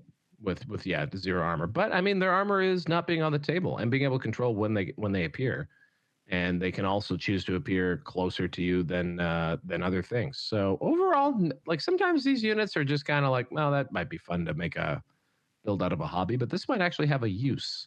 I think this has a use. Like, I think this has a really good use for just jumping on the back of the board, and also like 2-hand weapons on the charge. So drop in with your throw some throwing weapons, charge in, 2 attacks each. I'll take that. Like it's not brilliant, but the fact that there could be a wizard in there as well. Yeah, listen, they're not setting the world on fire, but they are interesting for sure. And that is everything from the combined army. So I think it's fair to say that it doesn't feel like there's lots of additional flavor for the army. Overly, or I don't particularly get from that. It feels a little anemic, but maybe the concept that you can, almost giving everyone permission to just put those 2 armies together is maybe enough. I guess the comments will tell us, right? What I'm saying is that there's a lot already right there, right? Because Beastman characters are going to have access to items that Warriors of Chaos won't have access to. Just the points value of the core unit options that Beastman can bring. Very significantly different to the how expensive Warriors of Chaos core can be. So yeah, it'll be more interesting to see how people combine those ingredients and what sort of things appear. Yeah. Okay. So that's everything from the army. Let us know what you think. Moving on to corrupted magic items, or the new common magic items. Okay. Which are found apparently they're found in the northern reaches of the Empire. Northern reaches of the Empire. Yeah. So just classic, extremely common magic items, sir. I know you're going to be mad, but I'm gonna ask you to read the flavor text. Oh my goodness. Okay. The Sword of Reaving. We're reaving this party immediately. 50 points. Though the blade pulses with fell runes when it sheds blood, the power it grants makes such foreboding omens easy to overlook. Hey boss, your sword's bleeding. The Sword of Reaving is obviously sword, strength +1, AP -1, extra attacks plus D3, and magical attacks. Nice. So notes though, if after making their attacks, the wielder of this weapon has failed to cause any wounds, they suffer D3 strength 4 hits with an AP of 1. Oof. Ooh, for 50 points. 50 sounds points. like we're getting a little wacky chaos. We're getting some wacky chaos items here, guys. I mean, I don't hate it. It's not great, but it's fine. I say it's not great. The Flail of Rex, yeah, but when has a magic weapon that's been the most expensive been the best? Flail, absolutely the case. Very the Flail true. of Rex, 45 points. Fell weapons occasionally wash ashore from the wrecked of ships in the Sea of Claws, but their corrupt origins remain a mystery to whoever finds them. Maybe the largest section of notes on a weapon? I don't know. The Flail of Rex is a close combat weapon that gives you +2 strength and an AP of 2, which is already pretty great. Armor Bane 1, also pretty great. Magical attacks and multiple wounds 2, which is also pretty great. So the strength modifier and armor bane, a special rule, apply only against enemy models the wielder charged this turn. Should the wielder make any rolls to wound of a natural 1 during the combat phase, their initiative is reduced by 1 to a minimum of 1 for the remainder of the game. So it saps your initiative. But I mean, I feel that's actually a pretty good weapon. A 45 point, +2 strength, AP 2, a multiple wounds 2 weapon is fine. I mean, strength 2, AP 2, and then strength and armor bane. So it's always AP 2. The strength isn't always there.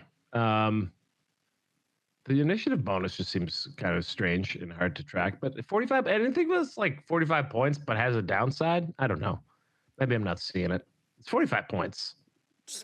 It's multi wounds too. I'm fine with that. Multiple. Anytime you see multiple wounds, definitely it becomes immediately interesting.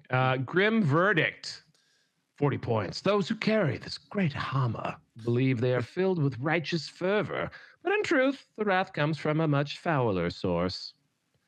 Grim Verdict is strength +3, AP -1, armor bane 2, furious charge, impetuous, magical attacks, requires 2 hands, strikes last. To the wielder, I know it's a strength +3 and I guess AP 1, but also anyway, it was a good little suite of things there, except for the whole 2-hand strikes last. But should the wielder lose a round of combat, they suffer a single wound with no armor saves permitted. Ward and regeneration saves can be attempted as normal. Oh, make sure you win. Yeah, you better win. Okay, you better win. That is a grim verdict indeed. A hunter scored is 20. To me, this has got to. Oh no, this one has a. Sorry, go ahead.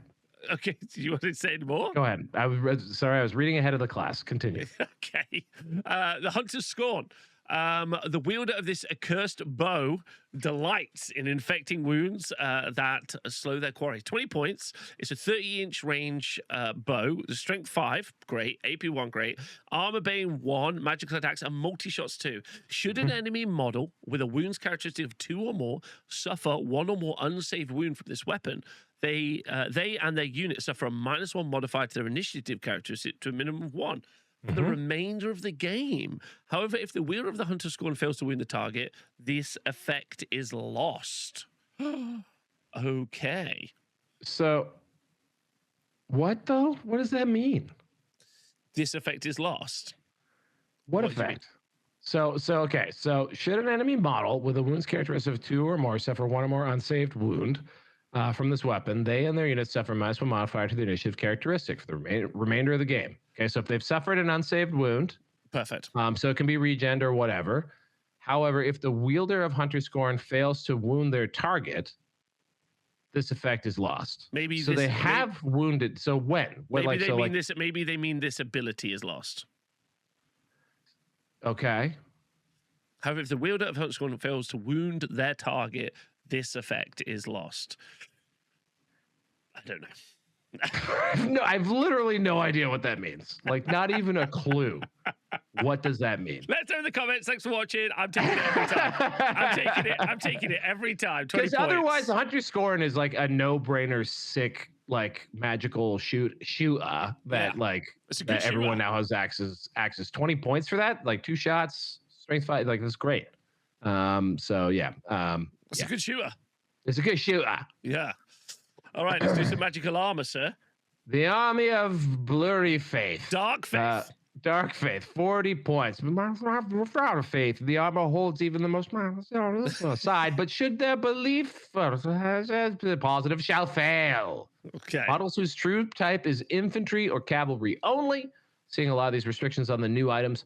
The armor of Dark Faith is a suit of light armor. In addition, the armor may reroll. The armor may reroll. The wearer may reroll any failed armor saves. However, if the wearer of the armor of Dark Faith loses a wound, this effect is lost, and it counts as light armor for the rest of the game. So you can reroll a 6-up save until you fail it, and then you can't reroll it anymore. Yeah, but you could stack this, right? Like you could stack this with a shield. You could stack this with barding. You could stack this with armored hide, potentially. So like Dragon Ogre Shaggoth, maybe I think has like armored hide 2, but doesn't have a shield. So it'd be like a 4-up rerollable versus a 2-up. Which would you prefer? I don't know. And it's also 40 points, which is pretty insane. Sure. Scale of False Promise, 35 points. The scale mail fuses with the wearer's flesh, corrupting mind and body, but the fortitude it offers makes many believe the power is worth the price asked of them. Models whose troop type is infantry or cavalry only. I just like to point out, and I agree with you, we're seeing more restrictions and limitations on magic items, which maybe means that they don't feel as impactful or as maybe sexy as the magic items we saw at the launch of the game. However, it does bode well for the next edition of the game when everything gets cleaned up. And it does also bode well that the rules writers recognize, hey, maybe we should be a little bit more cautious about applying because of mounts and stuff. And while that doesn't necessarily retroactively fix some stuff that we have, it's good to see the change for the future. If only there was a way to change rules once they're written by maybe releasing an errata document or something. Is that a thing that's doable? Nah, it's too crazy. Thank God, that's crazy. Okay, right. The scale of False Promise. Models whose troop type is infantry or cavalry only. The scale of False Promise is a suit of heavy armor. The wearer improves their toughness and wounds characteristic by 1, but becomes subject to stupidity special rule. If the wearer already suffers from stupidity, it's an additional +1 modifier to the dice roll every time they make a stupidity test. You're double stupid. Extra stupid. As my mama said to me when I was growing up, you're double stupid, son. So if the wearer already suffers from, so what if you have this armor, but then you gain stupidity? Double stupidity. Actually, triple stupidity for trying to roll to get something and then get stupidity. That's the old triple stupid. You never want to be triple stupid. Never triple stupid. But ignoring that, +1 toughness, +1 wound. Yes. I'm sure there's lots of infantry characters. Not gonna lie, +1 toughness and a wound is pretty crazy. 35 points. For the downside of for 35 points, it's priced aggressively, even with the stupidity factored in there. So if you have a way to mitigate stupidity, or if you're a character that's base leadership 10, dwarves can't take it. If you're but there's some great units that are going to be like, I'm very excited about having that. A Doom Bull, that's infantry, right? Yeah. Lower. That's lower leadership. I'm thinking that the higher leadership things are going to be like, I'll take a risk on that. Sort of like the Vampire Count Crown of whatever skulls or whatever. It gives you a 4-up in ward save, but makes you stupid. I think there's going to be more things. People are going to be more risky with that than maybe it seems. Also, if you're in a kind of if you're in that unit that gets charged, you don't care that you're stupid. You know what I mean? You're like, I'm stood here on the objective. This is my job. We're here till the end. Yeah, absolutely. Mantle of Drifting Snow for 20 points. Oh, how lovely. This leather armor allows its wearer to pass like a shadow. In the night, unnoticed by most, even if its company and companionship something end? They seek. They seek. Oh, okay. Oh, that's sad. Oh, that was sad. This is 20 points. Oh, you're lonely in the Mantle of Drifting Shadow.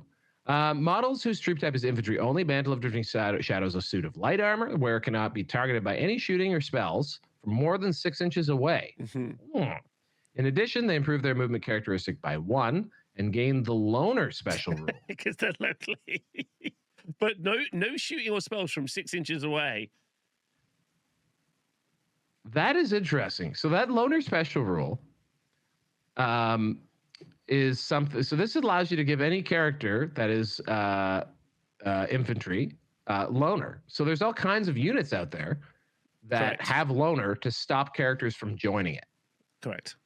So there's no downside outside of getting the Loner special rule. So it'd be interesting to think, go look up, see what units have Loner, because now you can add a character to it for 20 points. Am I reading that right? Yeah, you're absolutely right. And I think that that's a super interesting idea as well. But also just outside of that, like a way watcher, or like, you know, a missile shooting guy that's just like, cool, you can't see me outside of 6 inches. I'm just going to keep running and gunning at range is also a pretty spicy shot. Like maybe just an engineer that you don't want to get like shot that's near your artillery pieces or something. Yeah, you know, there's lots of options for what you like. Forsaken have Loner.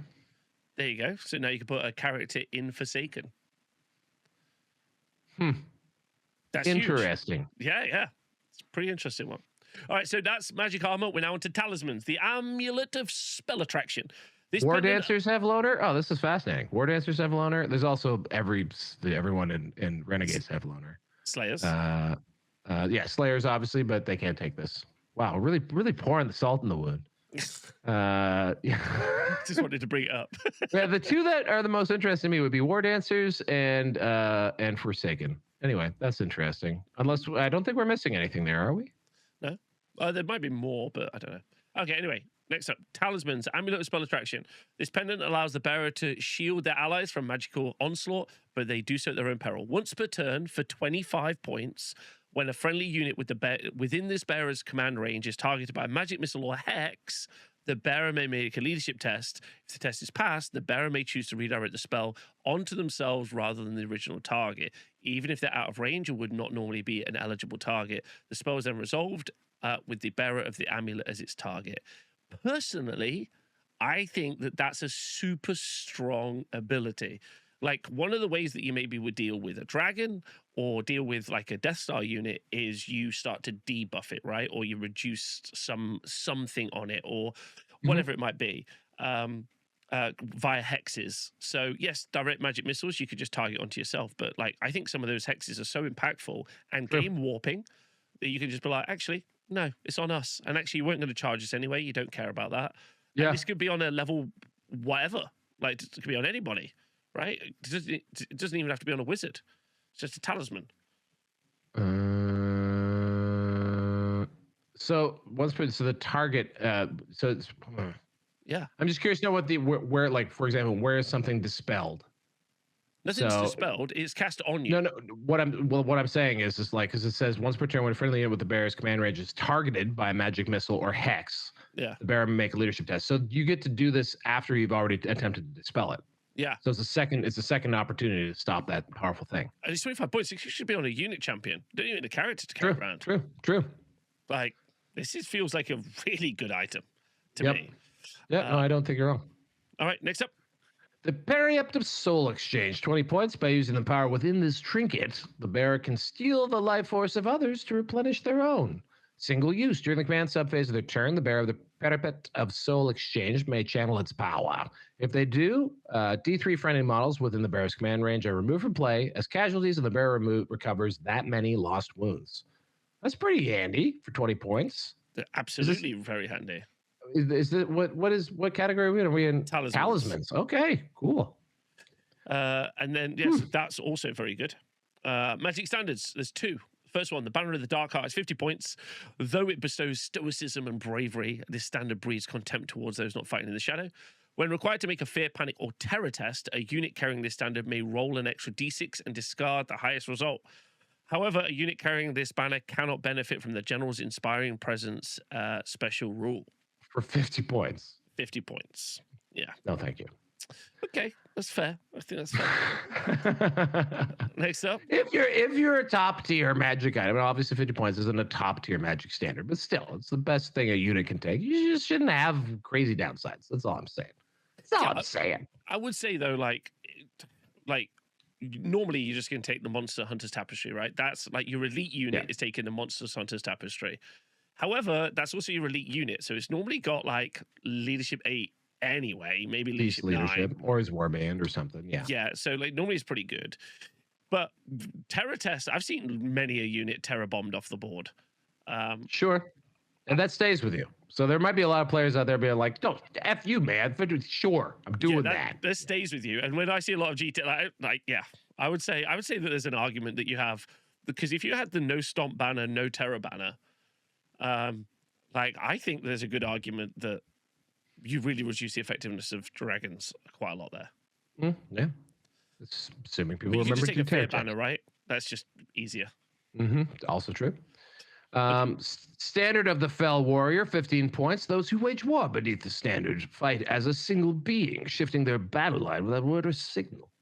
So this one, I think, is really cool for 15 points. Single use. During the remaining move's sub-phase, the unit carrying the standard may perform a free redress the ranks maneuver immediately before moving. Once this maneuver is complete, the unit moves as normal but cannot turn or perform a quick turn. Cool. So you can still wheel. And march and all that kind of stuff. So the thing about this is like, yes, that's an expensive drill to only have it to only have it once.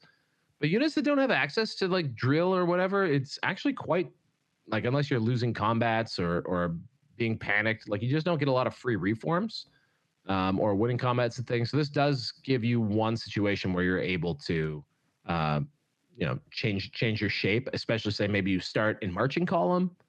And then, like you want to fan out quickly and not lose a turn of movement or something like that. It opens up options for units that don't have it right now. Yeah. Giving options to units that don't have stuff is pretty cool. All right, and then we have enchanted items. So the first one is the Ring of Doom. It's 25 points. The bearer of this ring unleashes bolts of powerful dark magic with a simple gesture. Yet, with each use, they stick the sickly infection upon the hand bearing the ring spreads. The bearer of the Ring of Doom can cast a Doom Bolt spell from the Lore of Dark Magic as a bound spell with a power level of 2. However, each time the spell is successfully cast, your opponent rolls a d6. On a roll of 4+, the bearer reduces their toughness characteristic by 1 to a minimum of 1. Okay. I think I would take that. I think I would be very okay with reducing my toughness down and just keep spamming Doom Bolt. That would be fine. Can you scroll out a little bit? I can't see the apologies. Edges. No problem. Ring of Doom. All right. So it's one of them. Doom Bolt. That's the template one, right? Yeah. It's decent. 25 points though. That's a unit championable. So, it gives it more access to more magic missiles in the game, and it's not ridiculously common or whatever, so that's nice. The Demon-Blooded Steed. This is my favorite, I think. Teased on Warhammer Community, 15 points. Whilst there are many noble steeds in the old world whose size and strength come from a thoroughbred lineage, other beasts owe their prowess to something far more nefarious. Models whose troop type is cavalry. The bearer's mount improves its movement, strength, and attacks characteristics by 1. The mount does, right? Okay. But gains the impetuous special rule. That's fun. I think that's great. I think that's fun. I mean, ultimately, the movement one is not super great unless you'd go in something like Lone, like maybe like a Stag Lord could be quite interesting. I quite like that. And then strength and attack characteristic is also good on that front as well. But it's only cavalry, so maybe Lord on Demonic Mount, something like that. Stag Lord, I think, is also a great shout. Stag Lord already gets play already, but maybe they don't have the spare points for something like this. Yeah, sure. Yeah, I guess you're looking for those monstrous cavalry mounts that you could juice up a little bit. Like a demigriff or something like that. Yeah. Elixir of Power, 15 points. Potions and tonics have long been used by the wealthy and powerful to enhance their abilities in and out of combat, but some are easier to imbibe than others. This is a single-use item for 15 points, and during the command subphase of their turn, the bearer of the Elixir of Power can consume it. Until their next starter turn subphase, the model has +1 modifier to their strength, attack, and initiative characteristics to a minimum of 10. And once this effect ends, the bearer loses a single wound. This wound cannot be recovered by a regeneration save. So while that seems maybe underwhelming, I think that's actually pretty decent. Like +1 attack, strength, and initiative for 15 points. It's just for a turn, right? Yeah, just for a turn. But like that could be the turn your dragon is charging their dragon. It's also both sides. It's 2 turns, really. Like it's 2-player turns. It's the full thing. Both players. Battle round. Thank you. Battle round. There you go. Yeah. Cool. That's so interesting. that's what they're drinking at those fancy parties where all the decisions are made. Good. Release the Elixir of Power files. Rod of Might, 50 points. That's a great joke. That was a good one. That was a good one. Oh, thank you. This staff greatly enhances the wielder's ability to harness the winds of magic. But with such power comes volatility, as one misspoken word during an incantation can lead to fatal consequences.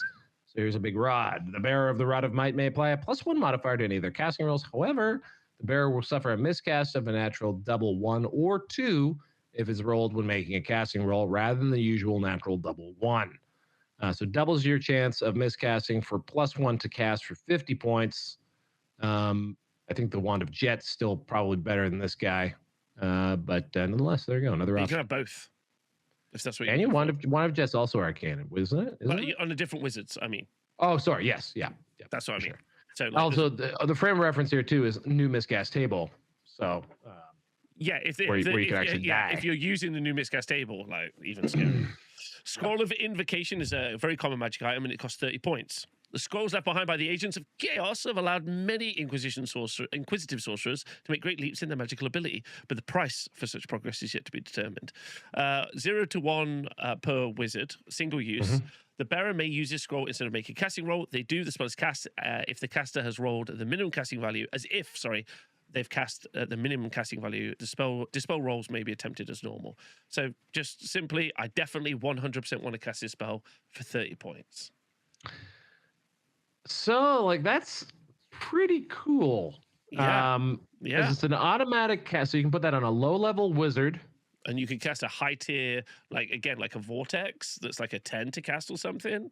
Hard to get rid of. Or hex or something that's important and position them out of dispel range. Maybe you draw out the fated dispel or whatever, but a fated dispel on interesting. Like those higher casting value spells. I guess the thing that's questionable is how do you line that up? How do you get it so that they have this automatic cast and you're unassailable? Interesting. That I think is kind of that is a neat item.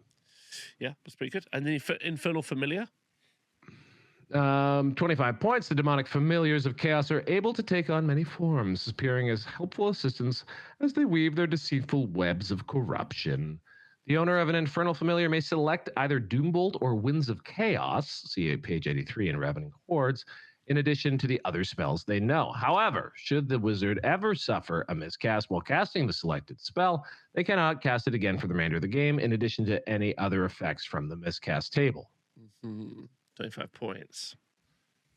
Okay. So one of the things I will say about all of the magic items you see here, right, which is very similar to, like, again, when I was writing the Chaos Pack, I feel like I have some sort of insight into, like, writing rules while thinking about chaos impact or chaos infusion into magic stuff, in that there is normally a trade-off. Now, some of these might not have like the perfect, like, positive to negative trade-off ratio. It might be like, actually, there's just a downside to this, and I haven't seen that previously. But they're corrupted magic items. That's the kind of the concept, right? Like the idea, like, while again, for a match play 40k style equitable game, some of these don't have the right options. Some of them are really interesting, FYI. Some of them are super interesting, like, and I think could see real play and are really clever choices. But on the flip side of that, actually creating these kind of corrupted magic items, I think, is a cool little addition. I think that's fun because we don't just need another suite of. Because it feels like what you could just do is do a suite of new magic items that are just more powerful. They're cooler. They're new things to add in. Like, but actually, these are just more flavorful with some good options. I love the one that lets you transfer a spell or a hex from your goods unit to your unit. I think Yes. that's That is cool. great. Demonic Mount. Yeah, no, as well. there's some definitely cool new mechanics and ideas in here. I think just flavor wise, I think I would have loved to have seen this been a Ravening Hordes list of common magic items. Because it does feel a bit weird having good guys wielding some of those effects and style names. I guess the idea is like they're naively using them. But like when a high elf, pick up the Sword of Rex and be like, it's fine. Yeah. Dude, your sword's bleeding. Don't worry about it, man. But maybe they got into a giant fight. Maybe like they lost their stuff. Maybe they're in this ongoing, because it's meant to be a bit of the concept of this invasion of chaos into the Empire. It's meant to be this slaughterhouse, right? Like months-long campaigns of constant skirmishes and battles. And they've been caught with their pants down. They're squabbling or whatever. I mean, this is all spoiling. The Arcane Journalists coming soon, where we'll talk about where the lore got to in this update. So yeah, no, I think it's cool. That'd be that was my only thing. But also, like, it would be cool if there was like, a Forces of Fantasy up like one and a Ravening Hordes one, because then like, I don't know, there's just a little bit of a difference between good guys and bad guys. But it doesn't have to be that way. Giving it to everybody makes it from like a purely even battlefield type perspective just easier. And we now have a lot of common magic items. So like we're up to a buttload, I believe, is how many there are. So like this is a ton of choice, which is cool. So the last part of this Arcane Journal. So I feel like it's a very packed Arcane Journal. It's been full. This is full. So there are 2 new unit entries. There are Chieftains of Ruin, and there are Champions of Ruin, and then there is a optional and narrative gift table that you are able to take if you are running a campaign style game. However, both the Champions of Ruin and also the Chieftains of Ruin are playable in your regular Warriors of Chaos or Beastmen Braidherds army. So the Champion of Ruin, I'll do him first if that's cool with you. Champions of Ruin may be included in any Warriors of Chaos army made using any army composition list. They must be fielded as presented here. So Champion of Ruin is a 90-point character who is leadership 8 with 3 attacks at weapon skill 6, strength and toughness 4, and they've got 3 wounds a piece, and they have heavy armor, chaos armor 5+ as well. They can have all of the marks of chaos. They can also be, ladies and gentlemen, on a Chaos Dragon, the new one that they've just released. They've got Chaos Chariot, Demonic Mount, and Chaos Steed. You can have full plate, shield, so you can very easily have full plate shield on a great dragon, because this is 90 points on top of your 285 points. So this is cheaper than an exalted champion, I'm pretty certain. Interesting, yeah. So you can now very easily fit double dragon into, I think you can fit double dragon or wizard into Warriors of Chaos army now, which is pretty spicy. There's the exalted, is he toughness 4 or is he toughness? It's toughness 5, I think. 4. Yeah. Oh, is he tough 4? I think that, it's the wizard. It's the sorcerer. It's the sorcerer that has the lower toughness. My bad. He's toughness 5. So this would be a lower toughness thing. Yeah. So it's 90 points. Obviously a bunch of different mounts as well. Can take Gifts of Chaos. On page from Ravening Hordes and or Chaos Mutations. You can add those in as well. Can purchase 3 additional rolls on the Chaos Rewards table. Now that is the other thing. That's the narrative one. And then may purchase magic items up to a total of 100 points. And then it's got Chaos Armor, it's also weapons, Gaze of the Gods, Mark of Chaos, Undivided, and Rallying Cry. So he's just a cheaper exalted champion. Yeah, the champion, by the way, is toughness 4. I misspoke there. I'm just looking at the differences here. 3 wounds, yep. Exalted champion has an extra attack and an extra strength. Yes. Okay. For how many more points, though? For 35 more points. Yeah. 125. Yep. So that's the Champion of Ruin. And then I'm just going to just burn through this real quick. And then you've got the Chieftain of Ruin, which also being included in Beastmen Braidherds, right? So 70 points for this. Now, it's pretty basic. So on a 25 mil base, toughness 5 with 3 wounds each, 3 attacks, a weapon skill 5. Additional hand weapon, great weapon. Doesn't start with any armor, so you can take light or heavy armor. Can take Chaos Mutations and can be on a Tuskor Chariot if you want. Can take the 3 rewards from the narrative table and can purchase magic items up to 100 points. You've got Blood Rage, Brayhorn, Foe Render, Gaze of the Gods, Mark of Chaos Undivided, Move Through Cover, Primal Fury, and Warband in here as well. So you've just got the narrative table. So like the table that this. Those 3 rolls. Yeah. If you use this in a regular game, would you do this every game? Yeah, you would do it at the start. Is how you do it. So yeah, you roll 3 like.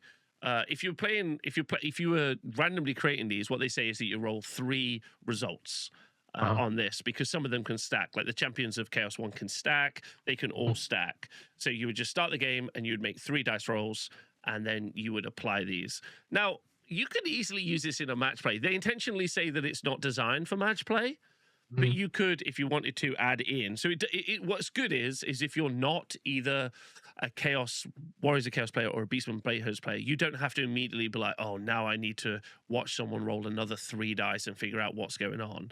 But you don't need to add this, right? But some of them are very good, and obviously they combo with being able to roll on the Gaze of the Gods as well. So you could put that Exalted Champion on a Dragon, and then you could roll 3 times on this, and then also roll on the Gaze of the Gods, and you could potentially get quite a lot added. Sounds pretty chaotic. It's pretty chaotic, but it's probably a little overkill in some cases as a TLDR. What do you think of it as a system? Overall, not sure, because I don't know how to take it. I suspect this is meant to be sort of part of like sort of a Path to Glory type of situation where your champion is changing over the course of a series of games. But in a match play scenario, especially if you're doing each roll is 25 points to add to their characteristics there, probably not going to be worth it. So just regular old Gaze of the Gods probably have to get you by to juicing these guys up a little bit in most games. But yeah, I think your point about them just being lower points level with sort of, especially the Chaos guy with a mount, that might be interesting. Just another way to get more stuff on them. And they have a big magic item allowance. Yeah, they do. Like a very big magic item allowance, which I think, 100 points. 100 points. Does feel like with the release of Chaos Dragon, they're like, what if we give you the opportunity to take 2 really quick? Yeah, I don't think they're gonna have any trouble selling those guys. Apart from the price. Hey, the price is the price. Okay. If, I don't know. There's probably lots of trite things you can say. The price is the price. The price. Okay, so Arcane Journal review. A big old review. Thanks everyone for watching. If you've been watching to this point, really appreciate it. How do you feel about this now in post? Having gone through this. I'll say this: not boring. I will give it a stamp of approval. Not boring. Is it? I think actually, the magic stuff does, I think, shift the game fundamentally. It's going to take a little bit of time to figure out in what direction that goes. It makes the potential for some magic to be like less random and more consistent, depending on which way you go with. Like, so if you go the channeling way, then that does add some more of a more consistency, because you're able to reroll things. You're able to add dice when you want them or need them. Adds a little bit of resource management without it being too much, I think, maybe. And it's fairly intuitive to remember. So I think that actually is a decent system. And I actually don't even mind the not the ruses. The ruses seem a little whatever, but the the other one, Arcane whatever. And the one that has the cards and those effects. I think actually that would be fun and just sort of a set up and play game. And the miscast table in general, I think I like, period. Just because the miscast table right now is too weak. It is inconsequential. So the downside of using magic currently, because magic does have upside, it basically doesn't exist. Unless you've backed your dude into the middle of a very expensive unit. Makes you think about the slan. Makes you think if you're person who publishes Renegade rules, you're thinking about definitely that big frog sitting in the middle of a very expensive Temple Guard unit. So interesting. Yeah, I would agree with you. I think that the miscast table, I'm definitely going to be doing a poll in my playtest group, not playtest group, sorry, in my player group for people who attend the TSN, whether or not they want that to be included or not. And I would probably include the channeling dice alongside it, which is the kind of the point, right? And Well, then you got to use the new miscast table. You can't use channeling without miscast. Says so in the rules. I mean, Tio, I could make stuff up. I could just choose. No, but like, this is what. But I do think one thing I will say about this. Number one, I've really loved this, and I've said this a couple of times through here. I do like that we've seen new magic items, even if they're not super impactful because they're narrative, which is kind of the purpose of why we play this game. Number two, this could be there's likely a bunch of stuff in there that players really will make use of. Yeah, agreed. Sure. I agree with you 100%. I love the chieftain. I know we haven't covered it particularly much right now, but I understand the video's getting on. But I like the idea of like running a little campaign and maybe like building up some chieftains and stuff. The problem I have with that, and maybe the problem I have with like this book, the only problem I have is it's felt like with things like the initial Arcane Journal, then we got the Marauder stuff and this, I'm getting kind of like Cathay, I'm kind of getting a bit of chaos fatigue. I know they're the bad guys, but I would love to see a lot more exploration around lots of I feel like I've heard nothing from Bretonia since they launched, really, even though they, even though they were involved in quite a few of the battles and stuff. I feel like similar for many like high elves and a few of the other armies. So, and also for dwarfs, I feel like dwarfs. The next book I'm really hoping is just dwarf based. I hope that because I feel like they've really been suffering as other people have released stuff over the course of books and things. What if we had a bunch of trees fight desert skeletons? I'm in. Get me. Yeah, Pretty sure that's what's up next. So let's go. Let's go. That's going to be super fun. But I will say, packed. And keep going. Keep going. Do more. Pack stuff in. Whether or not we want to choose stuff, whether or not we love the ruses or not, pack stuff into these books like this is very exciting. I liked it a lot. No, I think my first read I was like, nah, man, but that was a lot to get through, and there's clearly it's gonna have it's gonna nudge the game in various directions. Hit us in the comment. Do you think it's a good direction? I don't know. The magic stuff I find very interesting, and again I have my favorites of the system. Let's see how it works out when we get it on the table. Also, final point: there's a huge difference between bloat and additional stuff you can use if you want. And sure. I think please be really careful with your wording when you're out there talking in your groups and your Discords and Reddits and whatever, because I think this is a personal thing. You don't have to agree with me, but I personally want them to give me gallons of additional options. That's what I want. I don't again, you don't have to use them. And what's so important is you don't have to keep up. Right? Like if it's additional option, you could just be like, I'm going to skip this book. I don't care about any of that. And I'm just going to play the regular game, which is a great game to play. Just do that. Yeah. You know what I mean? And also, this does feel like, especially when you have so many common things in them, and also like it changed the magic system. This does feel like for those people out there who believe they need to have every single piece of paper in order to play a game, feels like a must buy. Like it does feel like you got to keep up with it. However, guess what? There are lots of resources out there, folks, that you will use. I own every single one of these. I buy them. I consider it my subscription to Old World. To encourage them to keep going is the thing I do keep up with, but not everyone has the the money or the desire to do that. So I get that, and those folks, if you're in either category, guess what? You can still access these rules, no problem. You won't have any trouble playing this game. You won't be left behind. Bloat, like Rob said, can be taken or left, and if it's taken, it'll be in the pack. So you're good. And also get ready for the next episode of the Arcane Journalists. Arcane Journalists coming. We're going to be reading through the lore, the story, and why we got this stuff. But I hope you've enjoyed this review. Let us know what you think. Thanks to Val, who got up so early to do this video. You are the hero. You are the Pope. You are the man. Thanks to everyone for watching live. I hope you've all had a lovely time. Val, any shout outs you want to do? Squarebase Toronto, October. 24th and 25th, Rob, as if you don't know. Very excited for that. And shout out to everyone who reacted to the Renegade Vampires video. Renegade Vamps went very well, and currently working on kind of a hotfix like Demons, just to smooth out things that the direction seems to be right, but maybe some of the specifics need to be cleaned up. So that's good. All right, loads of love. We'll see you all soon. Thanks for being square based. Go enjoy your games. Let us know what you think in the comments. See you soon. Bye.